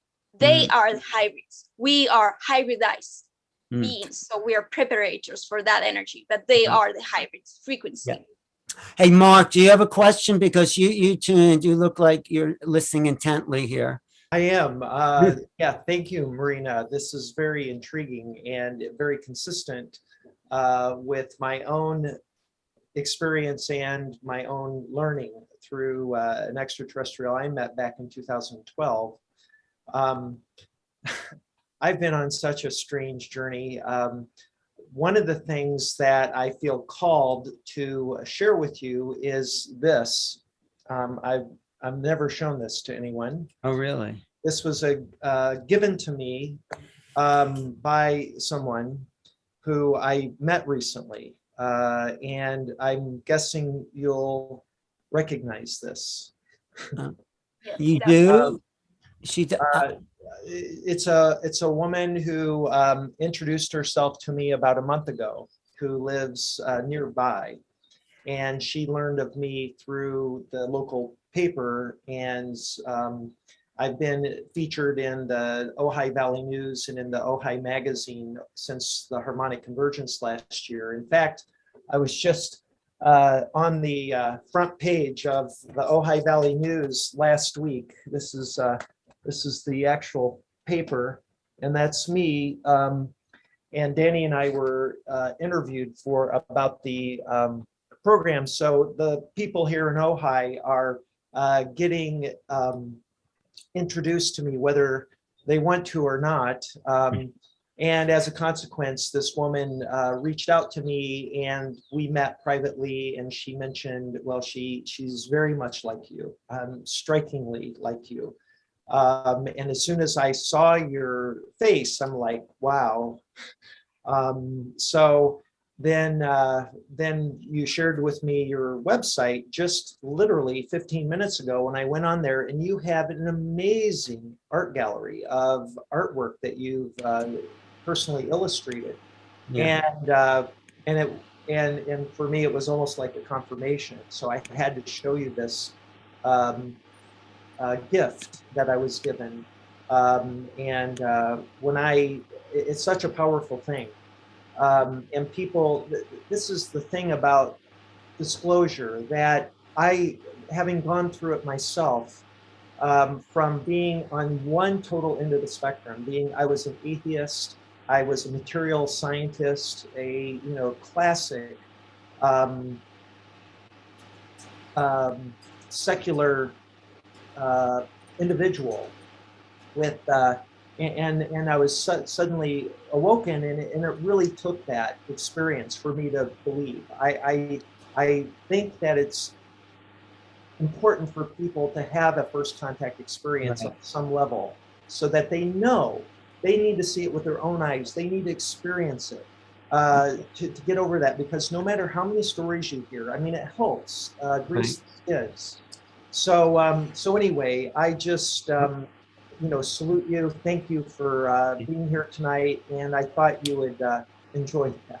Thank you. Thank you. Mark, you know what I would love is, because when you held that up, she got quite a look on her face. Would you be willing to hold it to the camera? Yeah. And then let's give Marina some moments. Marina, tell us what you're seeing and what that brought up for you. Yeah. Well, that reminded me of the idea how this connects to the information that I was sharing, and is that the mantids are the master geneticists. So they know, they are kind of like one of the most advanced being when it comes to geneticists and all of these science with hybridization. That's why they were being called for the hybridization agenda with the Greys and many other beings around the galaxy. So it connects to the background and to the ideas that I was sharing. Hey, Marina, before you go, could you just give us a vision of what you see for the future of the planet? Sure. What I have come to contemplate about the future of humanity is that there will be a time in which the dynamics of polarity will be integrated, and we will shift back from survivor mentality, which is what was kind of like programmed for humanity, the reptilian brain mechanism of victim, abuser, attack, protection, and all of these negative versus positive polarity energies dynamics. And we will go to shift back to creator mentality, in which we are taking the divine responsibility for the creating of our own reality, and we will become actually galactic humans. We will be able to participate in many confederation, being part of galactic federations, and we will be recognized as mature individuals, and connect and initiate first contact. Beautiful. Thank you. I want to just take people briefly to her homepage. Yeah. As Mark talked about it, and this is where she has. You can learn all about Marina.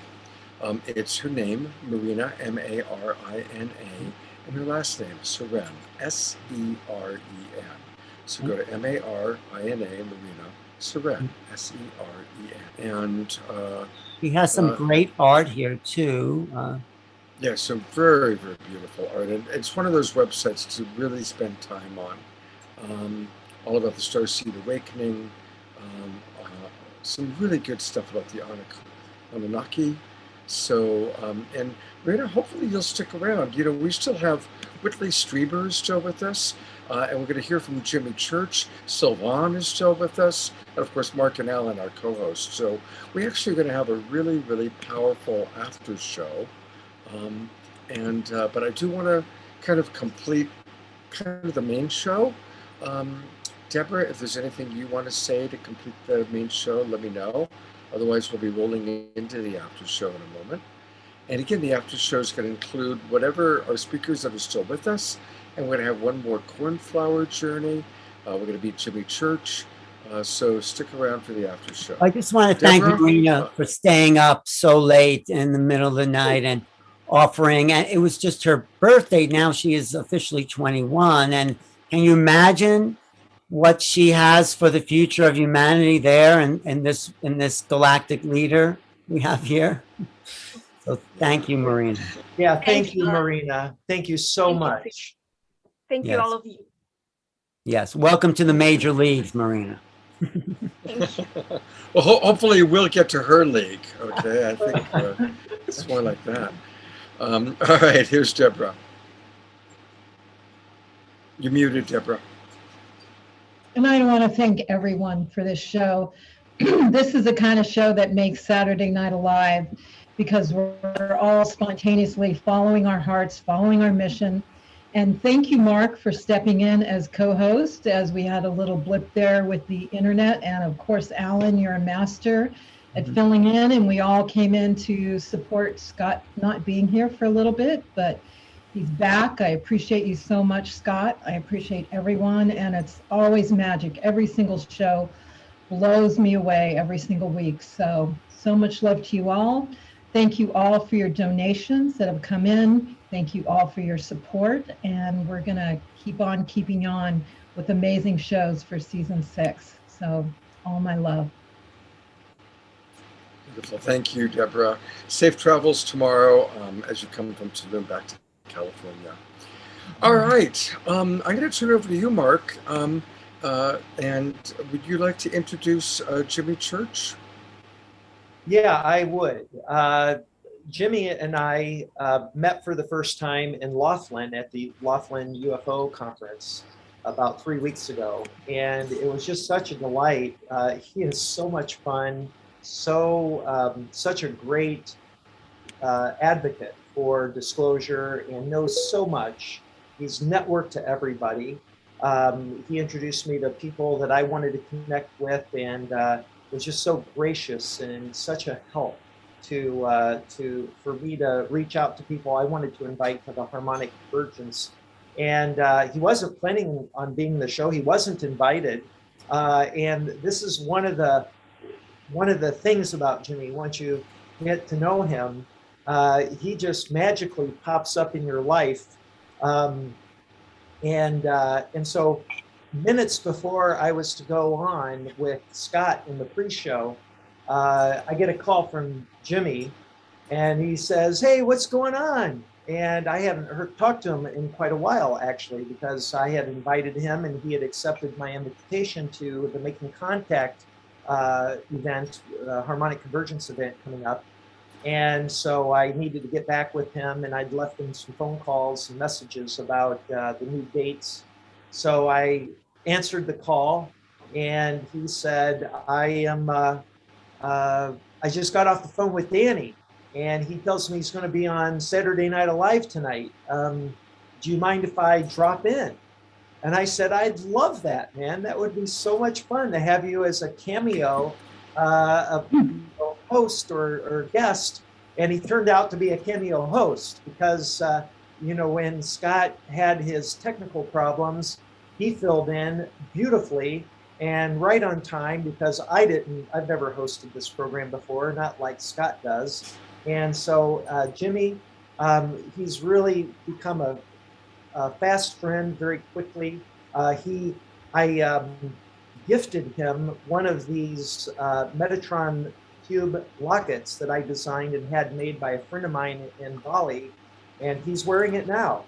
And by the way, I have an announcement about for people who would like to buy one of these. I have a new Shopify, and I have about a few of these left, and I'll be offering them to people who are interested. So that I've set that up so that I can just point people to that who ask.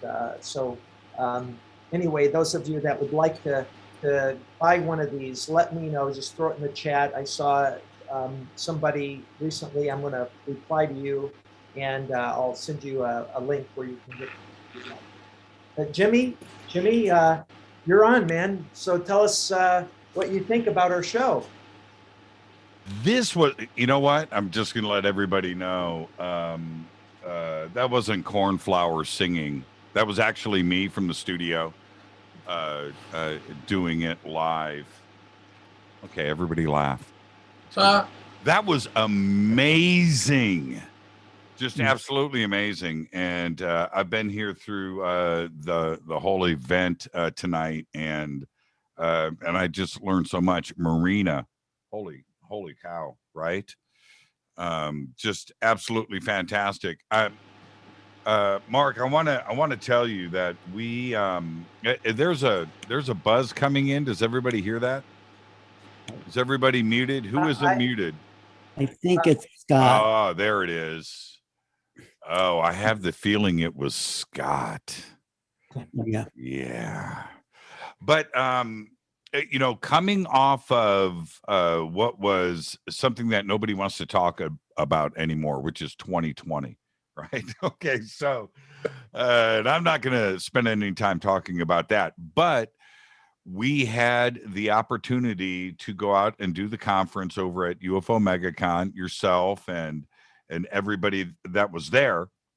But to get out and to see human faces again and to get back into the community and hang out. And I was so excited to do that. Part of that for me was being able to hang out with you. And the medallion, by the way, it's absolutely amazing. Here it is. But the disclosure movement and the ability to get out and to mingle is so important for all of us. And then to come in here tonight with a Saturday Night Alive, just incredible. But I also know what is going on right now behind the scenes. I'll just let everybody know. If anybody was watching me, I'm texting with Lou Elizondo tonight throughout the show. He's paying attention, everybody. Okay. Danny coming in tonight on this show, and what is going on. Danny Sheehan right now is up against the forces of Washington, D.C. Danny Sheehan, the Department of Defense, everything that is going on, they're trying to get this moving forward as quickly as we can. But to navigate the labyrinth of the Pentagon, the White House, Washington, D.C., politicians, three-letter agencies, all of that, I don't know how that gets done. Danny is doing that for us. And he just came off of one of the busiest weeks ever. I'm speaking to him today on the phone as he's racing back to get to this event tonight. That is Danny Sheehan. And I want everybody to know that is with us right now. We need to thank Danny Sheehan. I can't imagine the pressure that, and this, there's something else, Mark, that Danny's going to be with us on Monday night on Fade to Black, along with Lou Elizondo. And so I'm just doing a little, it's not self-promotion. This is a sneak peek. You know, Danny is going to go from tonight and from what he did yesterday and the day before, all the way through Monday night. Him and Lou are going to be on Fade to Black talking about these very important subjects. But Danny Sheehan, Watergate, the Pentagon Papers, Iran-Contra, Karen Silkwood, the recent Dakota pipeline situation that went down. John Mack. John Mack. Alan Steinfeld coming in from the background. But yes, right? Constantly moving this thing forward. And I can't thank Danny Sheehan enough for everything that he has done. And to have him here tonight with all of this was incredible. And again, a little back, anybody can jump in at any point. But through the busy week that I had on this most recent film shoot, but I'm with Whitley. I'm with Richard Dolan, William Henry, and Linda Moulton Howe. And we were together from early in the morning till late at night getting this film shoot done. But that's not what is important. Well, the film was fun and it's important, but it was watching Richard Dolan sit with Whitley for hours and talk. Watching Whitley and Linda just talk. Watching Whitley and William Henry just talk. Whitley was here tonight. I was with Whitley until 10 o'clock last night. I don't know how he finds the energy. Whitley is still here with us. Whitley, come on in. I'm actually putting the spotlight on Whitley. Yeah, and Jimmy, can you put into the Zoom room, put in how people can get onto your show Monday night? It's jimmychurchradio.com. Okay. Simple enough. jimmychurchradio.com. You're here too. Whitley, where did you know, I just drink a buttload of coffee. Everybody knows that. I have been with you all week. Where do you find this energy to just keep the fight up for us? Well, you know, I have speaking of energy, my chair is losing energy rapidly. If I disappear below the surface, you'll know why. You know, I'm a very energetic person. I'm not a sleeper. I Hey, Scott, can you mute? My day starts. I wake up about 6:30, and I do my sensing exercise with a group of people at 1, and then I do it again at 11 by myself, and at 3 in the morning with the visitors and whoever or whatever else wishes to show up at that hour, which is all sorts of different things. And I think it's very energizing. You know, it's a matter of taking the attention from the flow of thought and putting part of it on the body. And when you do that a lot, it's just a very healthy thing. It's a very healthy method of meditation. Don't you meditate at like 3 a.m.? Don't Every you have an day. alarm set? Every night, yeah. It started.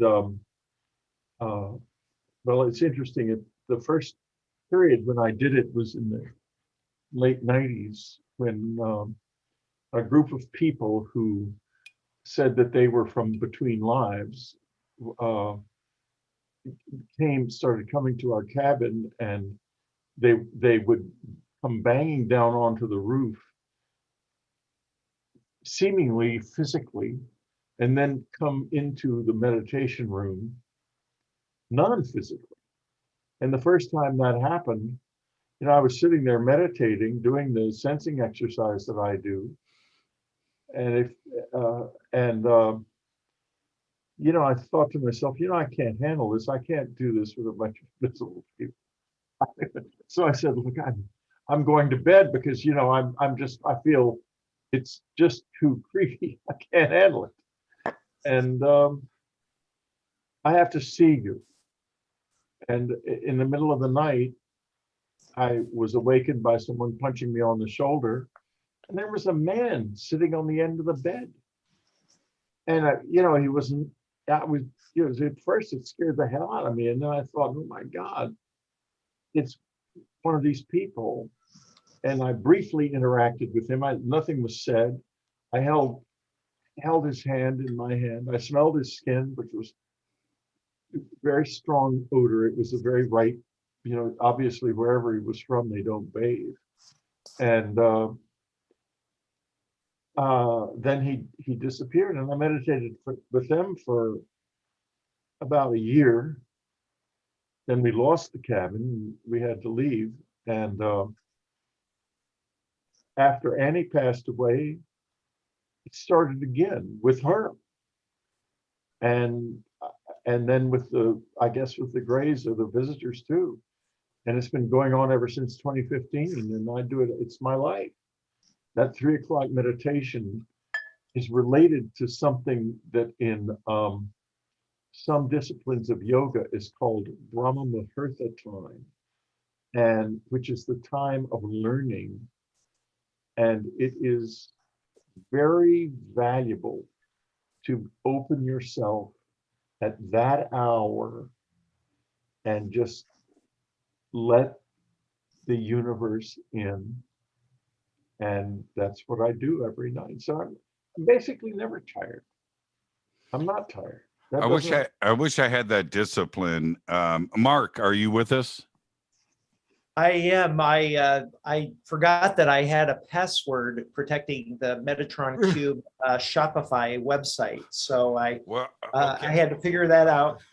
I had set it all up a few days ago, and I had password protected it because I wanted to only make this available for early buyers, early bird people, especially people here that have expressed an interest, because I have a very limited inventory. I've only got like 24 left. Mark, we'll get back to the Metatron. I'm sorry. I promise you we'll get back to that.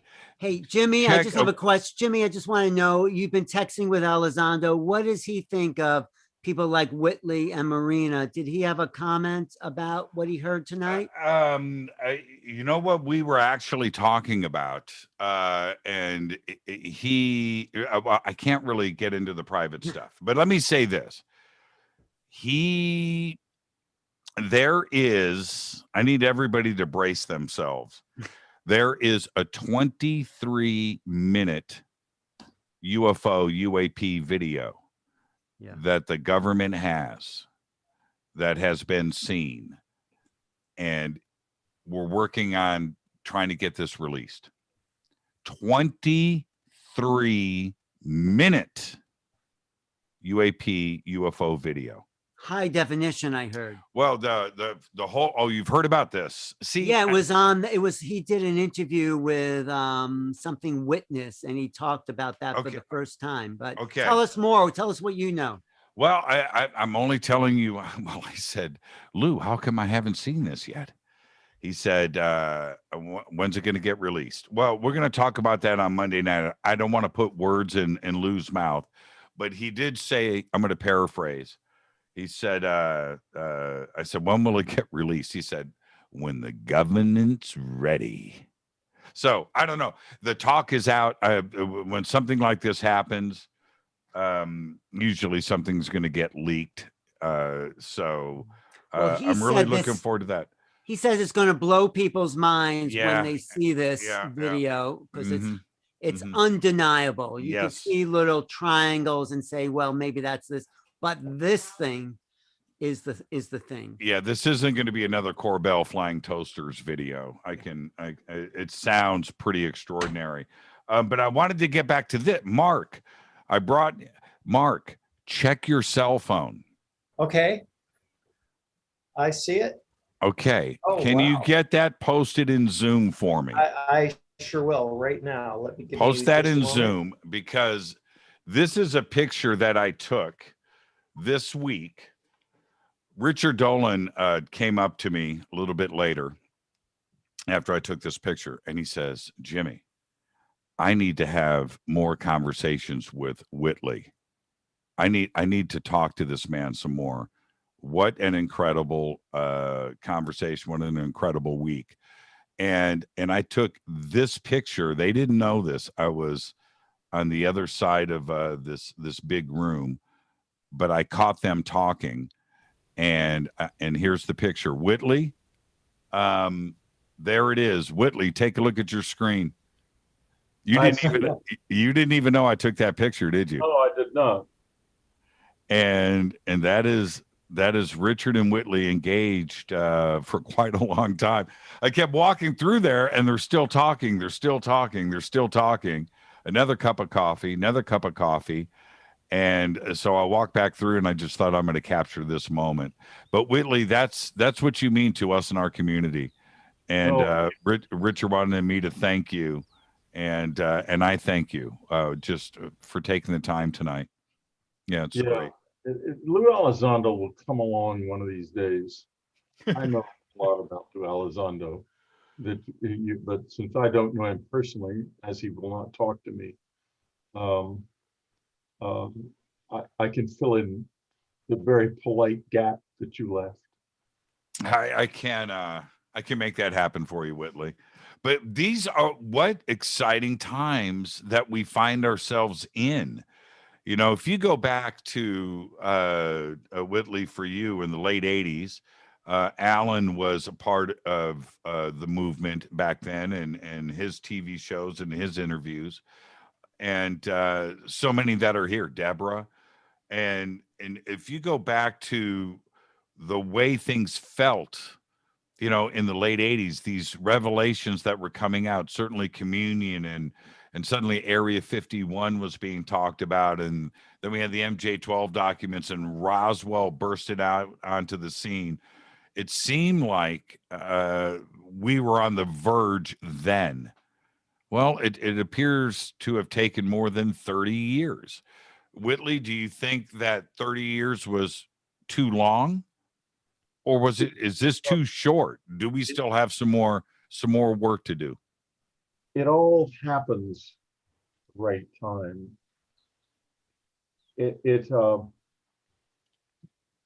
We're over the next few years, the pressure mankind and all of the creatures of the earth are going to be under is going to be extraordinary. And face-to-face living and confrontation with these other levels of reality, the visitors, is very difficult. And we will have to work hard within ourselves to succeed at it. Unless we had grave need, we would not do it. But we will have grave need, and we will do it. And it's a matter of waking up. Look at it this way. The beginning of the age of Pisces, Jesus, the fisher of men, Pisces, of course, the symbol is the fish, started just a little over 2,000 years ago. And the little fish of Pisces swam around in the waters of the earth, protected and given everything it needed to live. Now comes a change. We come into the Aquarian age. The waters are poured out. That's why you see all of these fires and all of the drought, which will come to define our age, by the way. And the little fish is poured out with it, because the womb of the earth, the waters of the earth's womb are breaking. They're breaking. And we're being poured out onto the dry land. How does the little fish learn to live on dry land? All he knows how to do is swim. And of course, we're going to be screaming like crazy. All babies cry when they wake up, when they come out of the womb. It's the first awakening. Now, the second awakening is now. And it's all of us. All of us. We are going to experience a second awakening. And it isn't going to be easy.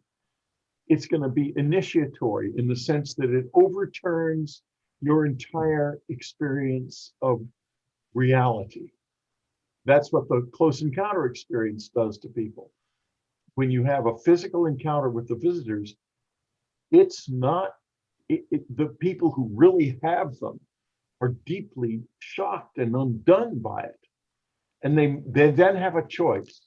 Either I close down and I don't take this any farther, or I decide I'm going to try. And a lot of people decide to try. And a lot of these people in the close encounter experience, some of them speaking here tonight, woke up or awakened. Mark had it happen to him. He woke up. He was shaken out of his tree and woke up, just like me and sure was. So many of us. Absolutely. This whole planet is in a situation where it's going to either wake up or it's going to be a stillbirth. And I know some of these visitors very well. You talk about Shinchi, you have no idea. They wouldn't be here if they didn't think there would be a payoff. In other words, us surviving. So my money is on us surviving, but it is gonna be a journey and a half, believe me. My money is on fun too, as well, Whitley. Well, like Danny used to say, have joy. That's right. It's one of the few things I ever heard spoken in the physical level to me from one of the visitors. This little being that sounded like a child or a little girl said, have joy. And I told that to Anne, and she immediately picked up on it. She said, that's it. That's the key. Have joy. Her favorite, she was a great student of theology, and her favorite theologian was Meister Eckhart, the 12th century German mystic. And his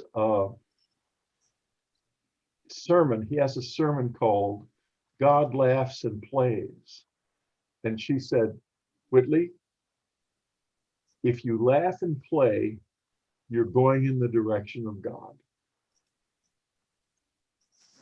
So, Whitley, thank you so much, my friend. Thank you so much. Get some rest before your 3 a.m. meditation. And I'll talk to you tomorrow. that. I'm going to be.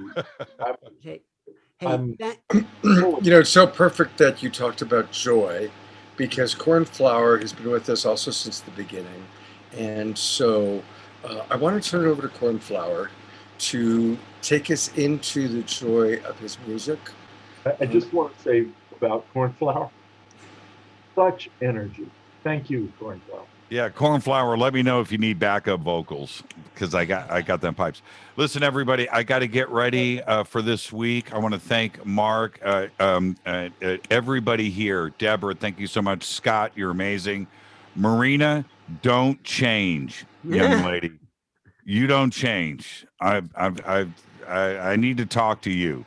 But thank you to everybody. Sylvain, thanks incredible. for being part of this historic show. This covers it all. I think if people should study this, because this has been foundational, from Whitley Strieber and Danny Sheehan and Stephen Bassett really setting the platform, till Sylvain showing us what the possible future, and Marina and Mark taking it into the people's movement.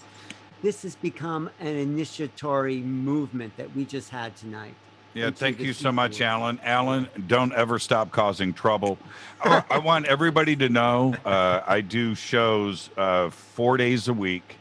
Everybody knows that. But what they don't know is I steal my best material from Alan Steinfeld. Thank you, Jimmy. Thank you, Alan. Everybody. I'm giving it away. Okay, thank you. Thank you so much. Right. Everybody have a great night. Thank you so much. All right. Bye, Jimmy.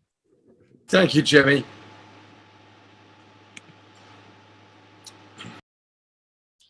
Real quick, something that Whitley was talking about with regards to, really waking up, for all of us to wake up, and then Marina was also talking about earlier, just vibrationally. Can you put your mic up a little bit, Cornflower? You're a little. Thank you. Yeah, so I just wanted to speak. Is that better? Yeah. Okay, so I just wanted to quickly speak on just what Whitley was talking about having, the people wake up. And I think that's directly correlated to what Marina was talking about our consciousness, and, what we see and experience and what we draw into us is equal to our level of consciousness, our vibration. And, one of the things that I've been really working with in my life recently is embodiment of who I really am.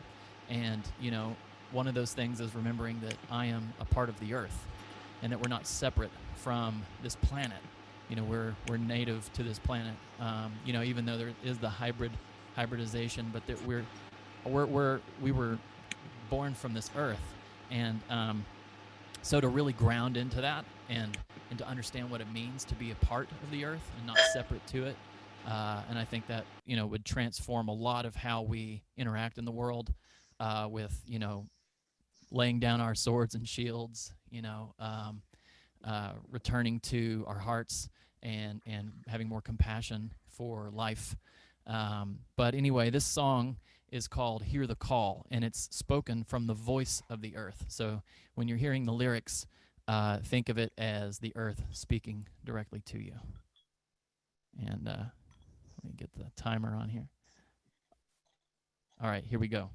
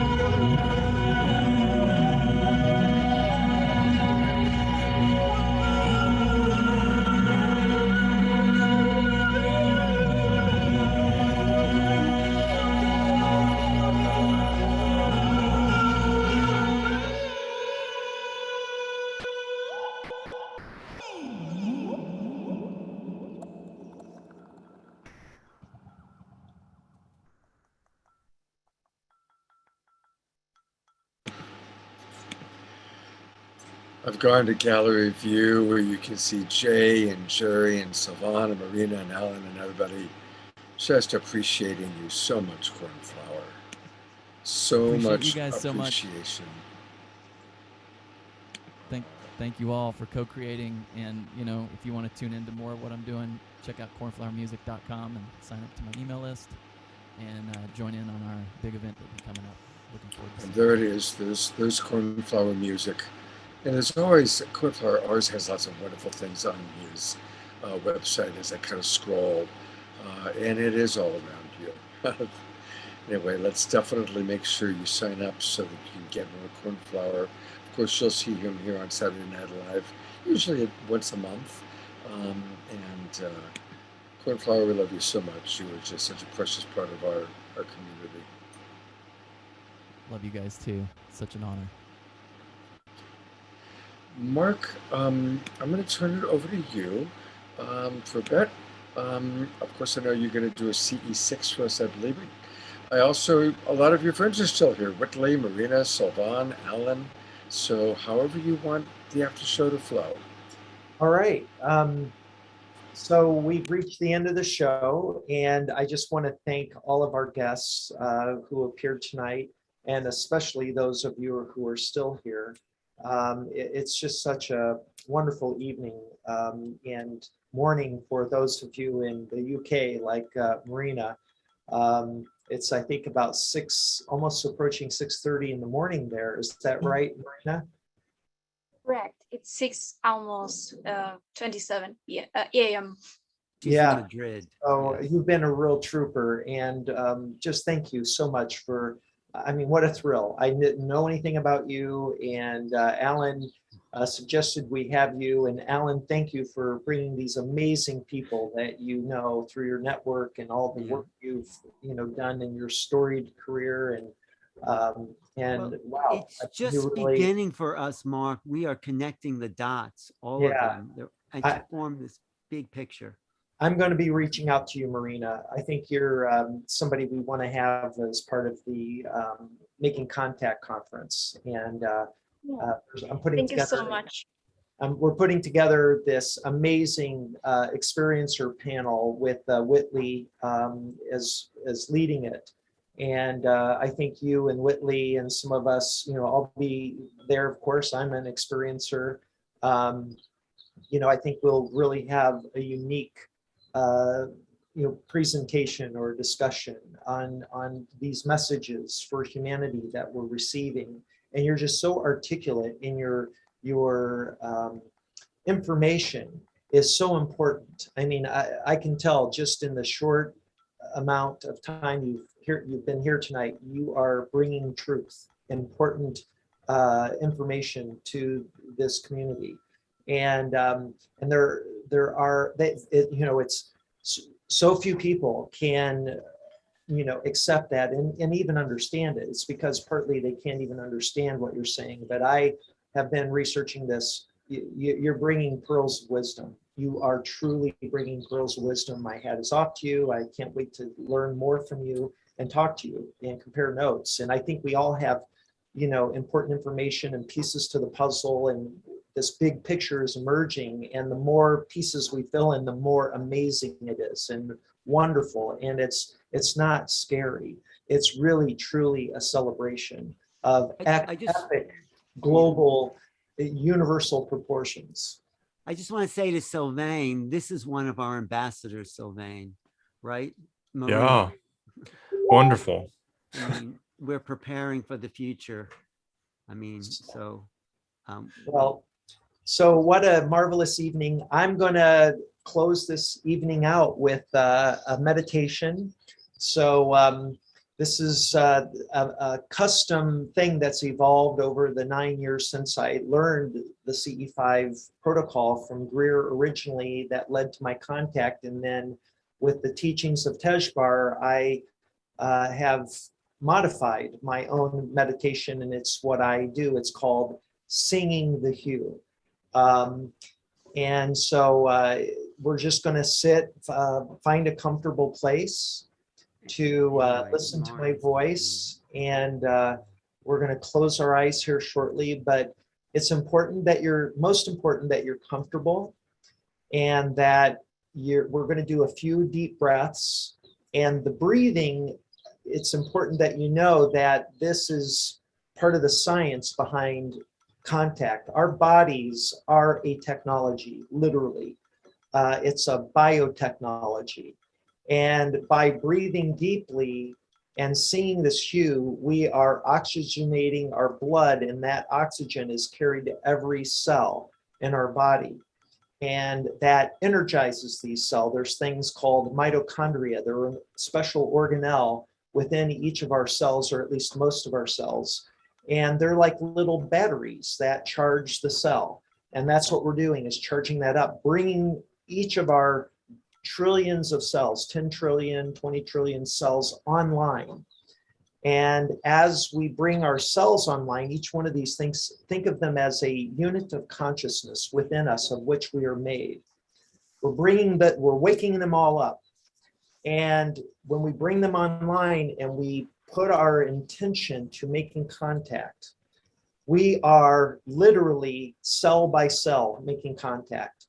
And that energy that is within us is expanding and reaching out through not just space and time, but through higher dimensions that our star family can access and communicate to us through. So this, we open ourselves up for communication.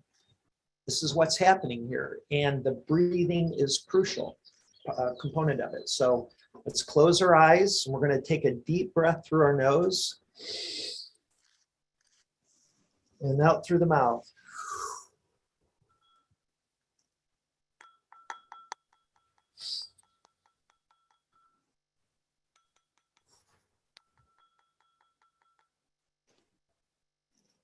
And one more cleansing breath in through the nose and out through the mouth.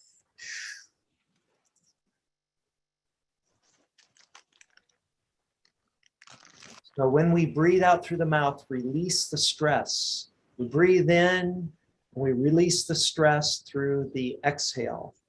One more time.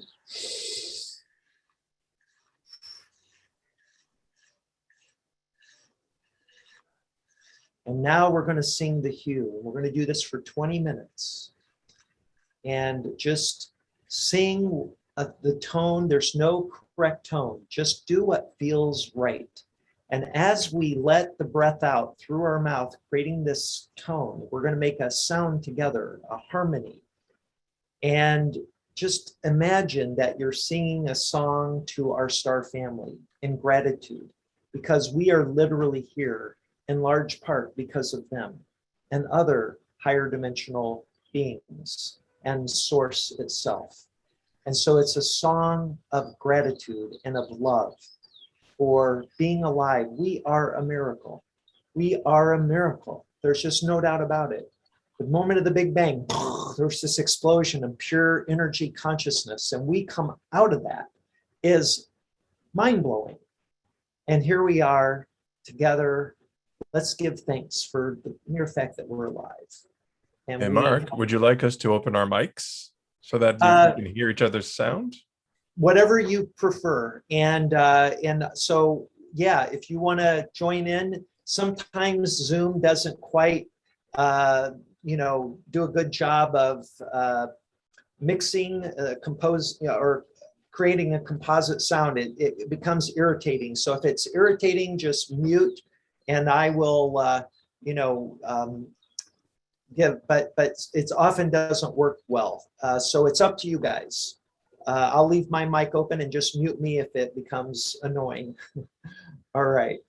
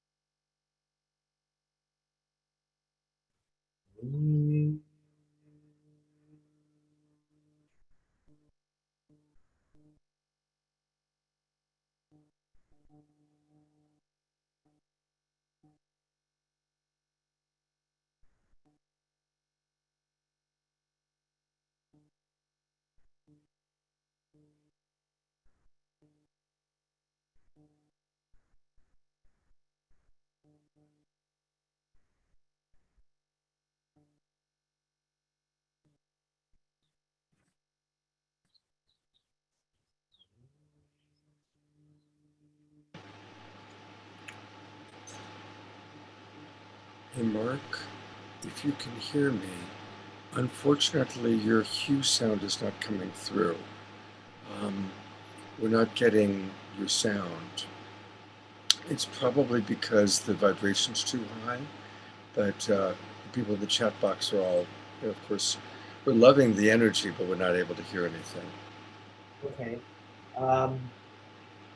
What I will, I don't know what to do because my mic is open, and it very well may be that Zoom is filtering the sound because it's thinking it's background noise and trying to. So I'll try going louder and see if that will work. All right. Thank you. Mark, is your original sound on or off? My mic is on. What other sound are you referring to? If you go up into the upper right-hand corner, it'll say either turn on original sound or turn off original sound. Do you see that? I don't. Turn on original sound or turn off original sound? Okay, if it doesn't show up on your screen, go to the audio settings. There's a little audio right just to the right of the mute button. Open up your audio settings box. And is your... Are you talking about the Zoom preferences? Just to the right of the mute button, there's an arrow. Click that arrow and open up the audio settings. Oh, I see. Okay. And when you open up the audio settings... Okay. Testing 1, 2. Okay. So on the audio settings, do you have your... When you kind of go down to where it says music and professional audio. Yes. What do you have clicked or not clicked? Not selected. Show in meeting option to enable original sound. Right, so change it. Whatever you go to the opposite and see how that works. Okay, I've got echo cancellation, high fidelity music mode, and stereo audio. try clicking echo cancellation and high fidelity music mode. All right. All right. Let's see if that works a little better. Thank you. Sure. Probably. Okay. Okay.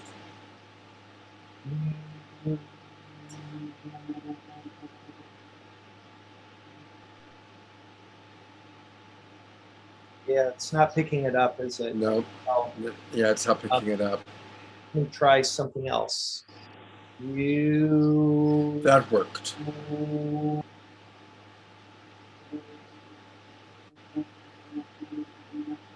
Now, are you still hearing that? We heard it for a second and then it stopped. Yeah. Let me try this.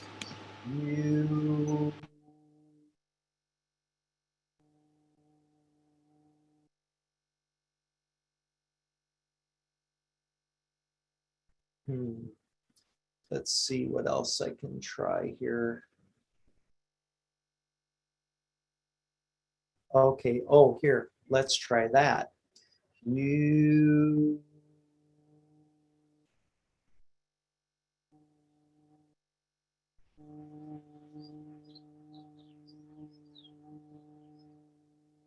Wow, it doesn't want to pick it up.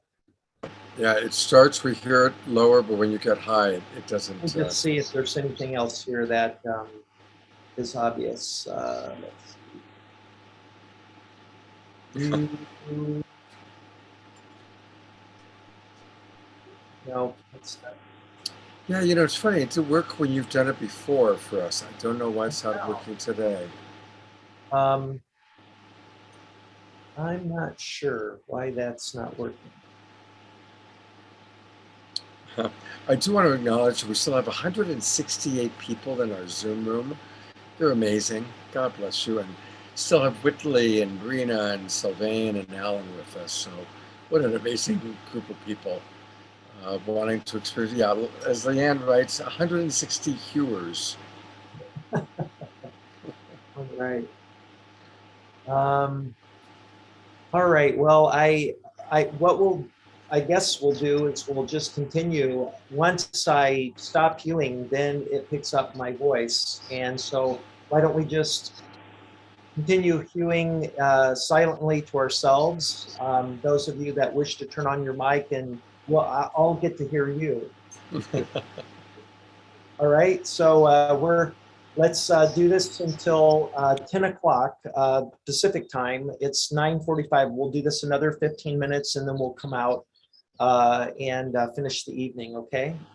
Thank you everyone for staying around and joining in this. This is really special to me and it's a real honor and pleasure to do this with you.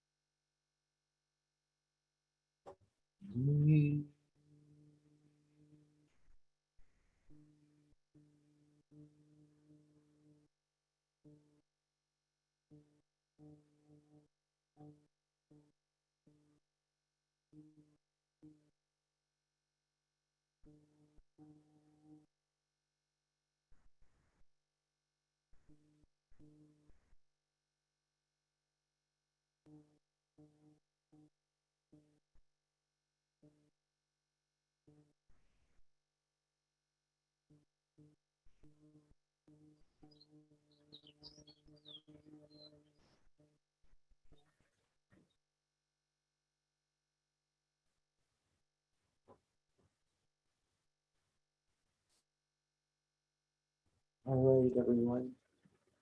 It's 10 o'clock Pacific time, 7 in the UK, 7 a.m. Let's just take a moment and go into a 3-minute silent contemplation. Let's just marinate in this moment, in the energy field we've created around the body and within ourselves, within the body.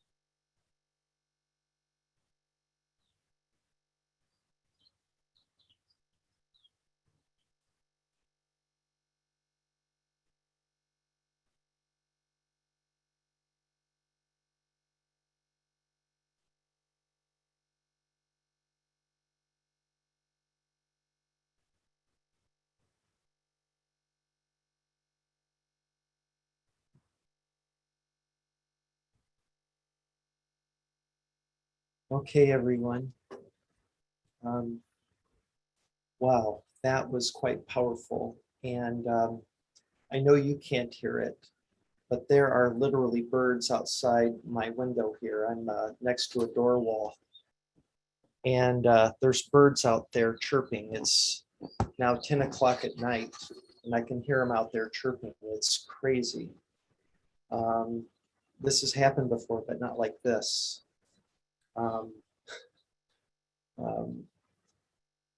Wow.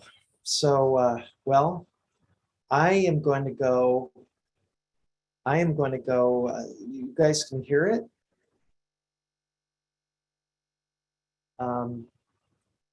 Wow, you guys can hear the birds too. Wow. This has happened before. I'm literally hearing them out here. Maybe they're coming through the speaker. Maybe somebody is piping in bird music or chirping, but I'm getting it from outside. And that is really remarkable. Yeah, I can hear the birds. Yeah. All right. Well, wow. Well, I again want to thank everyone. And I am going to join my friend Marco on, let me just find his link. He was putting it up on the chat. This is a friend of mine from Michigan, where I'm originally from. I only moved to California about 4 years ago from Michigan. And so Marco, if you're on, could you post that link to the, here, you know what, I've got it right here. I've got it. He posted it up. Okay, great. So I'm going to join everyone who wants to continue the meditation. I'm going to continue leading the CE5. I'm going to go outside and join in that Zoom room. And I hope you guys can join me if you're up to it.